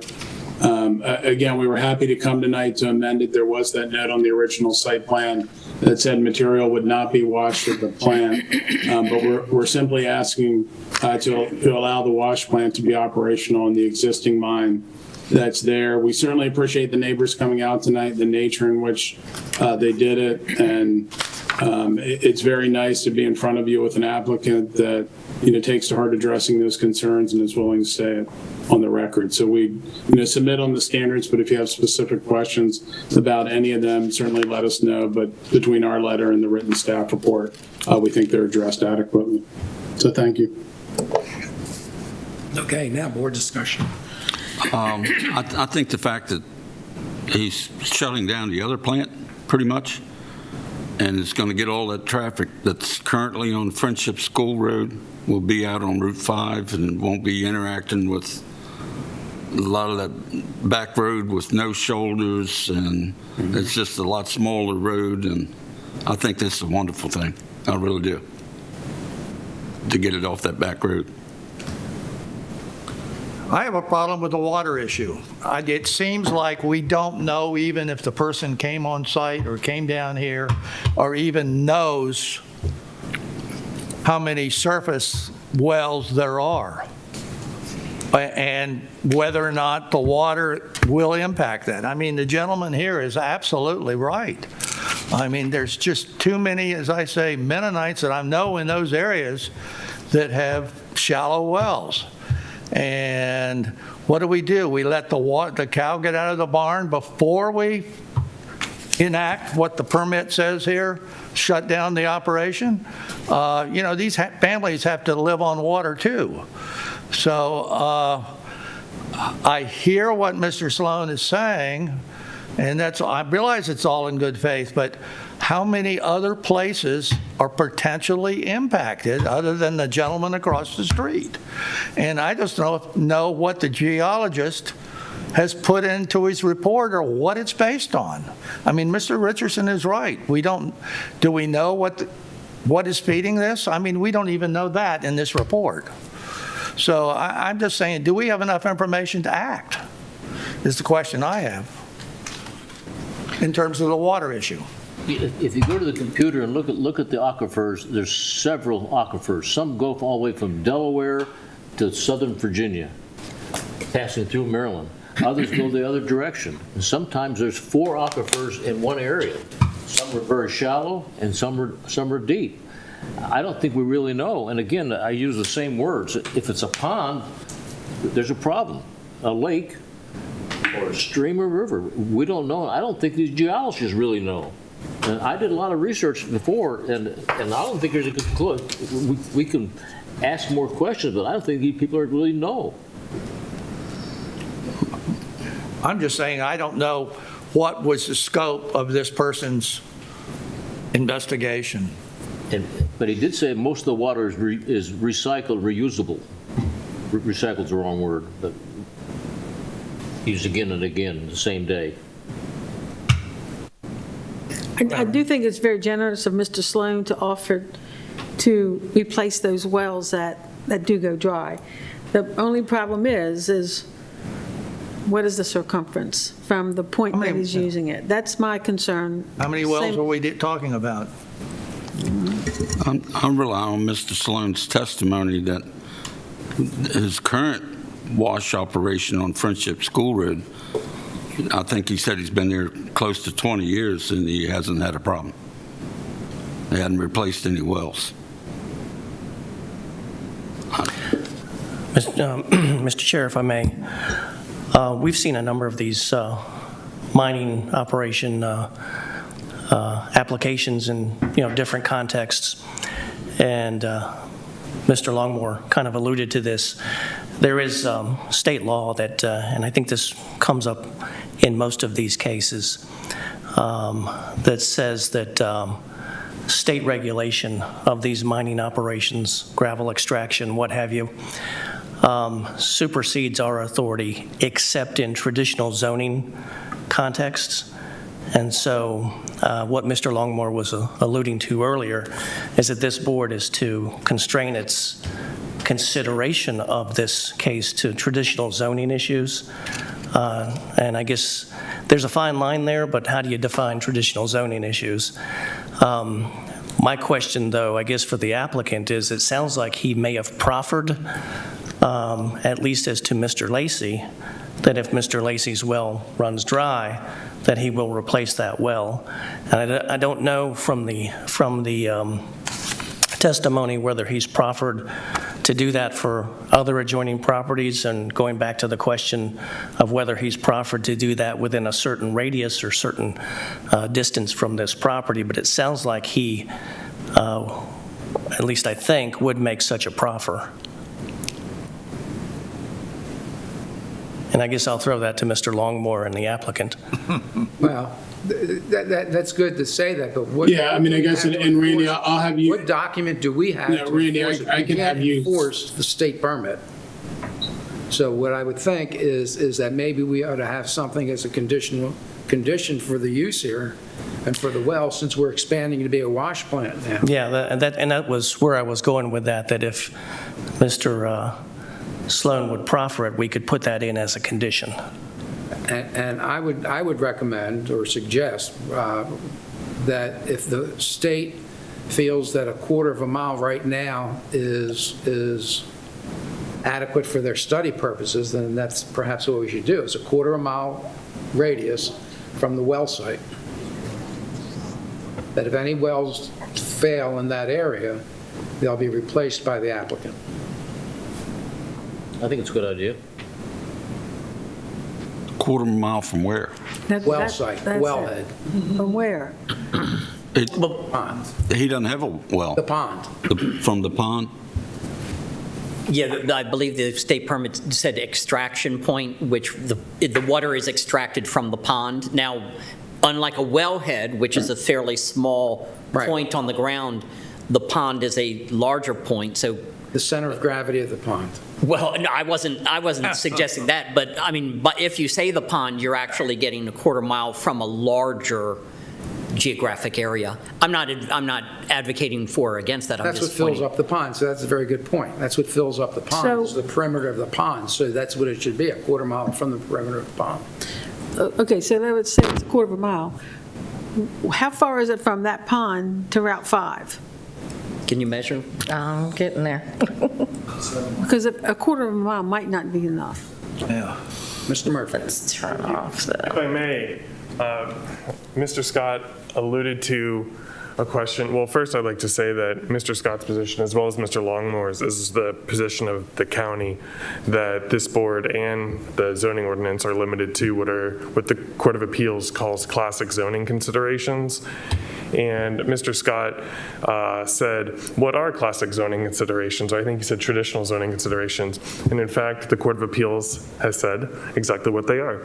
So classic zoning considerations include, quote, the impact of the use on neighboring properties due to emissions from the site, increase in noise, increase in traffic, danger to children, impairment of landscape and visual concerns, etc. And that's from Cheney Enterprises verse I believe it's Prince George's, County Council of Prince George's County versus Cheney Enterprises Limited Partnership. And the site for that, for the record, is 454 Maryland 514. The 27 case, and the actual page reference of that is page 544 of the Maryland Reporter. So, thank you. That's all. Thank you, Mr. Murphy. Thank you, thank you. Do we get a quarter mile yet? Yep. Let me share it real quick. A quarter mile from the shoreline of the pond, no matter where it is. All right. But I'm just saying, So you can go quarter this way, quarter this way, quarter that way, but from the shoreline. mean water high, mean high. So if it's a 10-mile lake, you're... mean high- Well, I mean, these are the ponds that they're using. Yeah. It's not that big. You want an area? I'm looking for, from one corner, from one spot on the pond, Okay. a quarter mile. Quarter mile. Okay. In other words, the nearest... Miles. Which, to And it just- Route 5? That's good, right there. Yeah, towards Route Go 5, to the- Mr. Lacy lived across the... Yeah, that's a tenth of a mile. Okay, that's a tenth of a mile. Quarter of a mile. Hold on. Yeah. Mr. Lacy, could you give us your address again? 28640. Is that him? You made 6.5. Right here. Right there. There's, measure from his house to the pond. 20640? Yeah.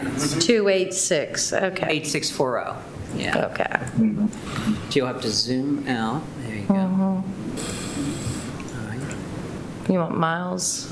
Yeah, Pond to the... Just a measure. miles is good. Okay. Here to here. 0.16 miles. Stacey, are you sharing your screen to Zoom? Because I'm having a hard time seeing the, I don't know if Barry, you're having the same issue. Okay. Yeah, I can't see it. You might not be sharing. There we go. Thank you. How's that? I hit it in the wrong. Appears to cover, that would cover quite a Can few. you see it? Thank you, yeah, that's perfect. Okay. If you did it around. Right. Because I'm thinking that the stop is... Hey, Stacy, you're on a settling pond that's on the property. The pond is to the east. Right here. Further. The dark pond. The dark pond. Oh, is Further, the yeah, dark right there. pond the actual? To be tradition. The water will be extracted. Okay, so it's the Yes. original pond that That's it's the going pond to be. where the water will be. But you got to figure, the Amish and Mr. Lacy are probably the only people that have Shallow wells. shallow well. Everybody else has a deep well. And that's why I wondered whether geologists ever researched that. They should have, because they take, they're supposed to take all of the information from the health department well drilling. I understand that, but without their testimony or their statement in a report, we have no idea. But we do have their approved permit for them to. Yeah, I know, but sometimes bureaucrats pencil whip stuff. I hate to tell you that, but having been there for 40 years, And I'm well aware of that, okay? That's what I would hate to see happen, and Mr. Lacy, as an example, is that his well goes dry. He has no recourse with the county to do anything, and then he's got to wait for the state to finally find somebody, come down, take a look, investigate, and come up with a proper decision. I think it ought to be in a condition, At least. what we're doing tonight, so Yes. that the county has an Absolutely. opportunity to go forward. And go ahead. I agree. I believe that there should be a condition associated with the water. The question is, I don't know how many are in that area. Well, again, quarter many mile. aquifers? Anything further than that, A quarter of a mile seems large to me from where it's at. It's showing Mr. Lacy's probably 1 point, it's like a tenth of a mile. right, that's Right. correct. Instead of a quarter of a mile, that would No, but the encompass. question is, how many shallow wells are in that quarter mile? Because Mr. Sloan would like to know that, because he doesn't know what he's obligating himself to. I think once we get to the point where the wells run dry, I think we're going to see his pond run dry first, before the wells in the areas. That's just an opinion. Mr. Chairman? Higher elevation, that pond. Okay. Mr. Sloan is confident, so confident that he would be willing to proffer a half a mile within that pond, that if any shallow wells run dry, he would take care of them within a half mile of the pond. And I think if I can anything, buy that. I think if anything beyond that gets Now you got to fight high, the state. then it's MDE's responsibility. Yeah. That's better. Okay, half a mile. Can you buy that, sir? That's the He offered it. The proffer of a half-mile radius? Well, I'm within a quarter-mile radius. Enough said, enough said. You're okay. You're not at the microphone. You're okay. That's Okay. But the only thing is, with Amish and the Mennonites, Please go to a microphone. Wait, actually, we closed. That's not required. We haven't closed. Yeah. I'm still on the... Yeah, you're still. The only thing that I would like to bring up is the Amish and the Mennonites in our community don't have electricity.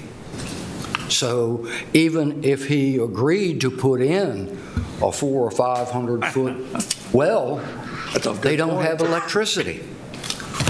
I mean, Diesel run? But they do run their wood shops and everything else with electricity. Right. Or pneumatics. Or pneumatics. or pneumatic, but I don't know if there's such a thing as a pneumatic pump that'll pump 400 or 500 foot. Yeah.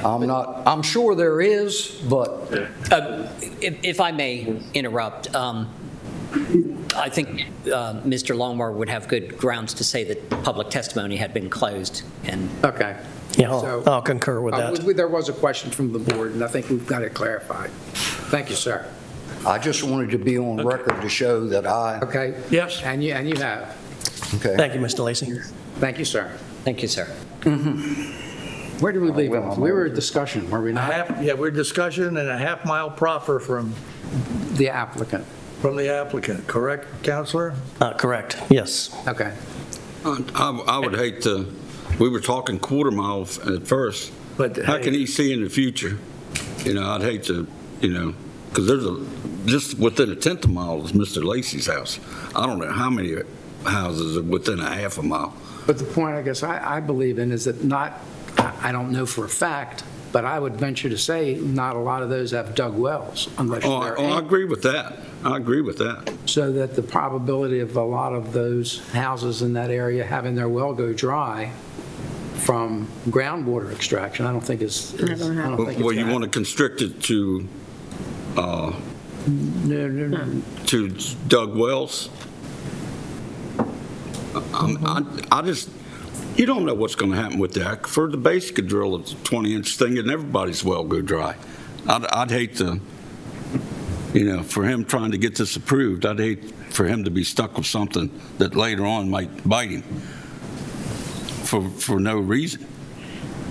I hear you.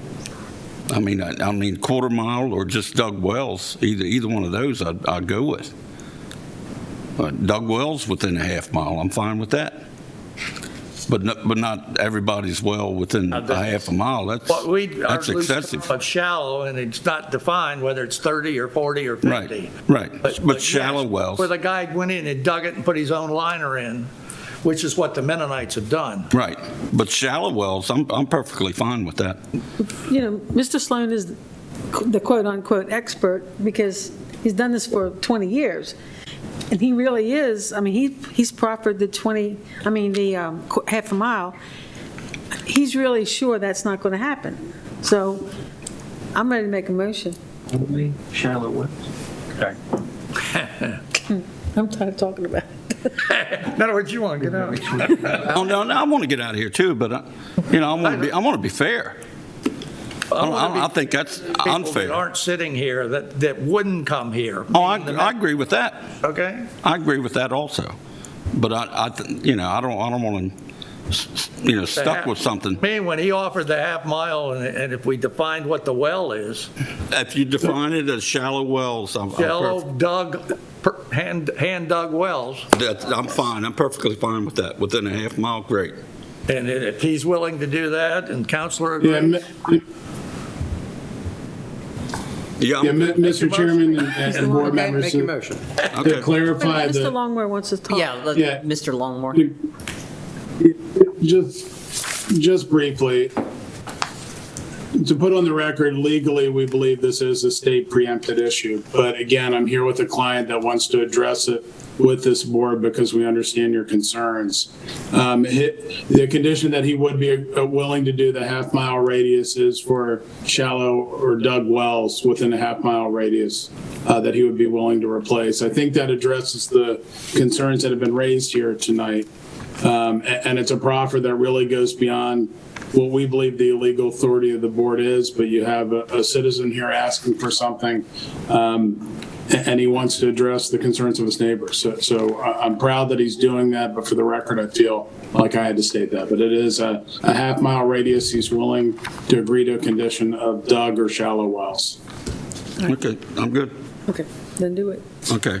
In the matter of CUAP number 20-131-001 Sloan Gravel Mine Wash Plant, having made a finding that the standards for granting a conditional use and the objectives of section 51.3.82 of St. Mary's County Comprehensive Zoning Ordinance have been met, I move to approve the request to allow the Sloan Gravel Mine to install the proposed wash plant with 4 conditions. Number 1, burning on site is limited to designated area. 2, hours of operation from Monday to Friday, 7 a.m. to 5 p.m., and from 7 a.m.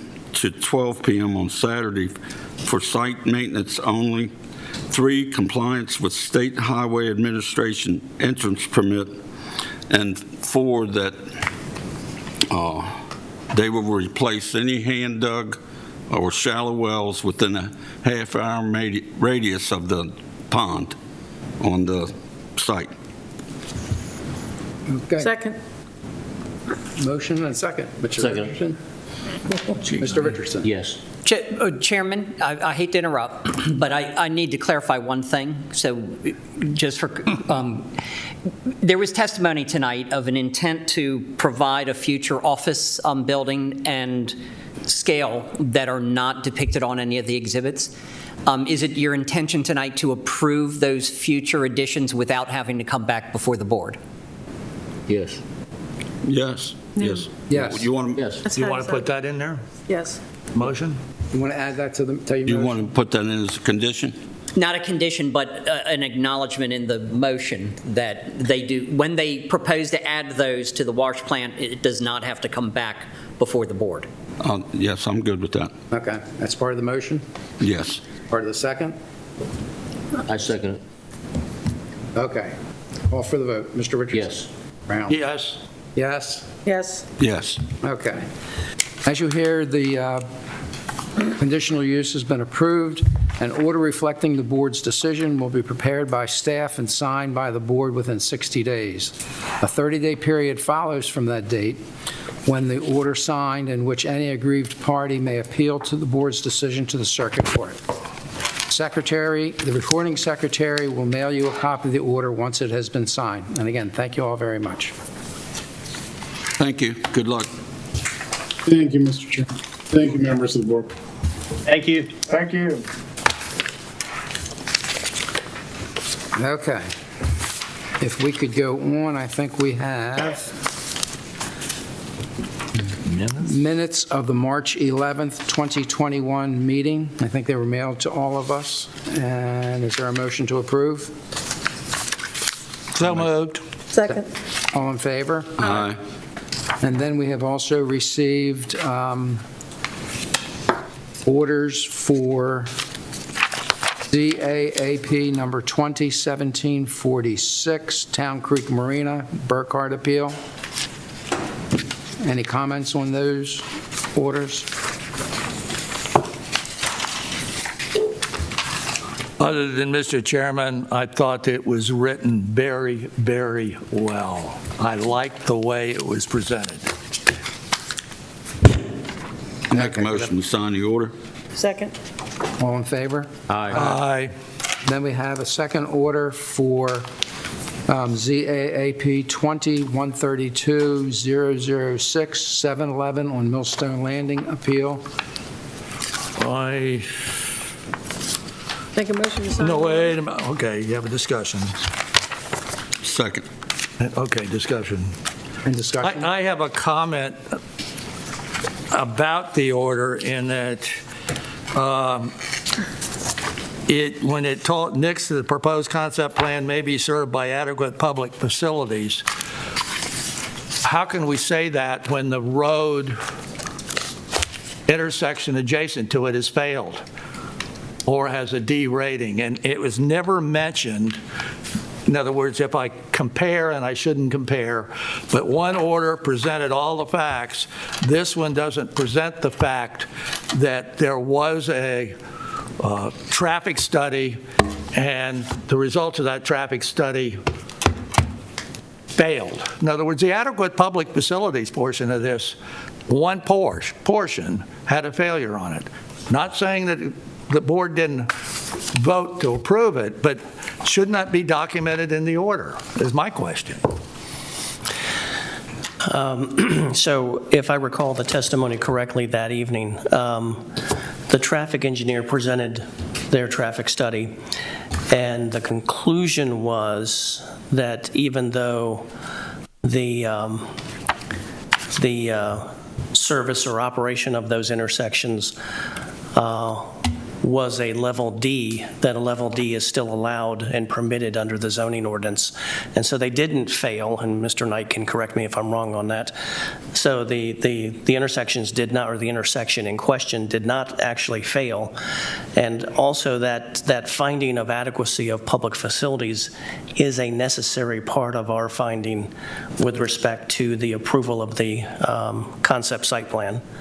It is one of the elements in the zoning ordinance. I would. And I would add to what Mr. Scott said, the approval of the concept site plan, you are required to find, among other things, that it may be served by adequate public facilities. It's the director of land use growth management at the time of major site plan approval who shall determine that it is served. Thank you for that clarification. That's an important point. But I will also point out, you're talking about only one type of study. The traffic study included two. One was utilizing the CLV methodology, which did fail, and the other one was the HCM methodology that had a D, okay? So one of the two studies failed, the other was marginal, okay? None of that is mentioned in the order. It is in the record, though. It is a part of the testimony, and certainly part of the proceeding. But it didn't even mention that the traffic study was presented. When you wrote one for the other side, you documented what was presented in the order. I'm just saying there's a style of writing orders. What should we follow? That's the question I'm just asking here. Sorry to prolong the time frame. Okay. Was that... Mr. Chairman. Is it the board's pleasure that that order be amended or revised and then brought back to the board? We've got, of course, 60 days under our rules from the date of the hearing in order to sign the order. And then what would the additional language in the order say? Well, I guess that's my question, Mr. Brown. It sounds like you want more of the Well, I just recognition the pros of, and the cons of the traffic study, period. Well, I would say the traffic study is a couple years old. It's irrelevant. It's what was presented. It's changed so much. Reality is set in. The traffic is so different now than that study was, and the study was old, and it's outdated, and it's almost irrelevant. Well, the applicant didn't choose to negate it, so they wanted it, they put it in, this is what they presented. Why shouldn't we be documenting the fact? Nothing more than there was a traffic study conducted, okay, of such and such a date. And if nothing more, I would paraphrase the opening, they have a chart, but basically if I were doing it, I'd say there was two methodologies. okay, conducted, and one yielded this and the other yielded the other, and just leave it. That's all. So if it's the board's pleasure, Mr. Murphy, are you taking notes and prepared to make a revision on that proposed order? But we do have a motion and a second on the floor. Yeah. Yeah. We've got to vote on that. Overruled me, tell me to shut up. We've got a motion and a second. We should have to vote on that. Okay, we do have a motion and a second on what was previously written, the orders. So we ought to hear on what we think about that. Mr. Richardson? Yes. No. Yes. Yes. Yes. Okay. 4-1. Okay. We also have this piece of paper that talks about verify additional dates availability for the 2021 year below, January through June, and we're finished with April. So you're showing what's happening in May, or what's on the schedule for May and June. And you want to know if we are available for additional dates should we run over. Is that correct? Well, we're just showing you that we have already tentatively reserved those dates for this room if it becomes necessary. Gotcha. We aren't proposing it's necessary, but in the event that holding 4 cases in May, one of them does not finish, we have 2 backup dates in May should you request a continuance to be heard in May. Okay. So we do have dates available. Yeah, this is more for information. It's not asking any action on your part. And it'd be continued to a date certain. Yeah. I was wondering, thank you very much, it takes care of that. On another separate item real quick, I was wondering whether the board would consider having perhaps a retreat for a morning, a day, or an afternoon, or an evening, where we could just bring up general items amongst ourselves and ask how we do this, how we do that, should we do this, should we do that, and see if staff would be able to maybe even make a presentation on the things that they think might benefit us. So would the I think it's a nice idea. We've done that before, but does that have to be open to the public? Yes. Yep. Yes. it's not a public hearing. We don't have to hear from the public. It's our meeting. It's an open meeting. But we have to let them know that that meeting's happening and that they can be in the room while it's going on. Yeah, so anybody that would want to sit through that boring topic could. Hey, Amy I've would seen be it. taking... I've seen it. And we're not serving beer. And would Amy be the one that's still photographing all this? So that goes on the record too? Okay. No beer. Harry, would you look into that and maybe give some ideas for the next meeting as to when, how this would work, and some Certainly. I mean, topics? so for instance, if you wanted to pick some of these dates for that purpose, you could. Because if you all are comfortable with it being an evening meeting, because we do have this room tentatively reserved for these dates for your purposes. So would you want to do it in April? 15th, 22nd, or 28th? Would you want to do it May 20th, 27th? Or would you rather not do it as an evening meeting? I like the idea, and I'd like to have the chairman pick a date. Or suggest a date. We don't have to do it tonight. We can do it later on. How about May 27th? Okay, wait a minute. Time out. We've had these before. Mr. Thompson, we've had him down at Harry Lumberg. And normally we've had guest speakers and like people from Critical Areas Commission. And State Highway?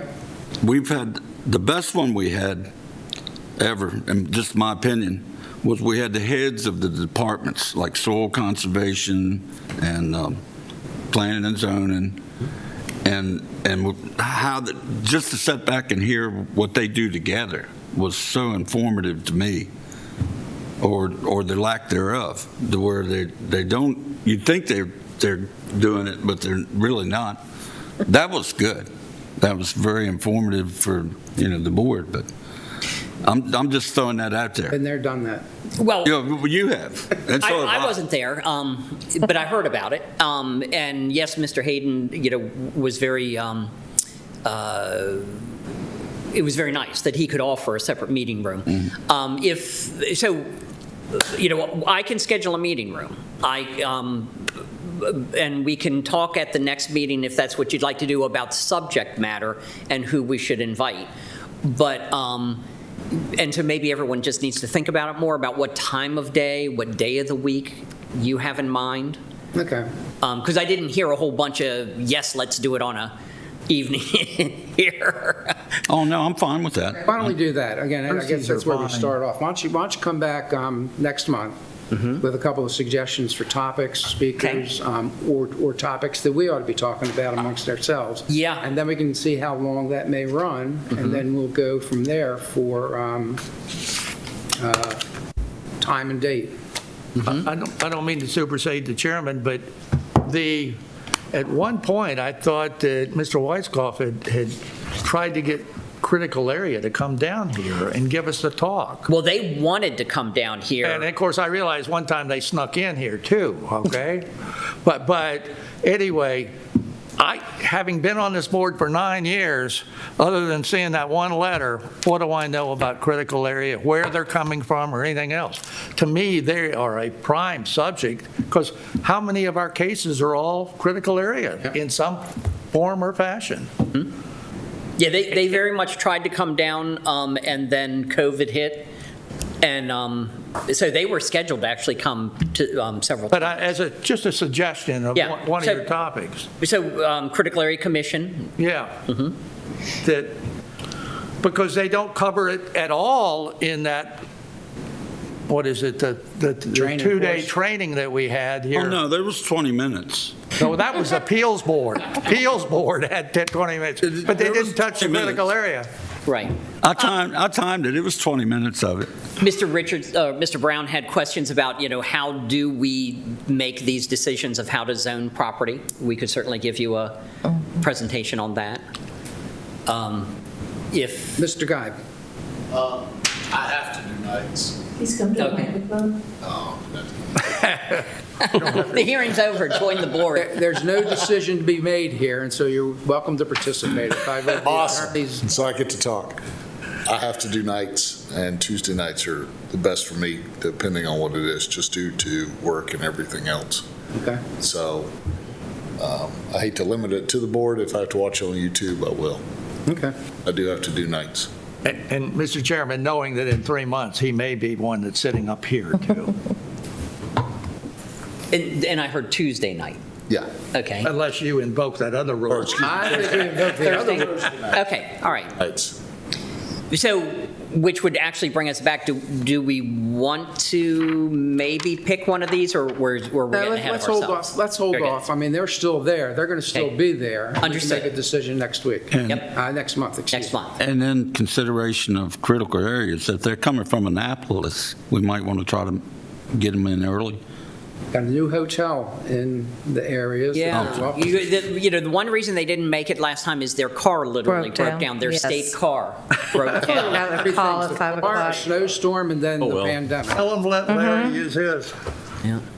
Okay. I All right, can try very getting good. touch. If you all have any thoughts on topics, send them to myself or Sherry Young, Stacy, and but we'll try to solidify this at next month's meeting. Sounds good. Motion to adjourn? Motion to adjourn. Second. All in favor? Aye. Thank you.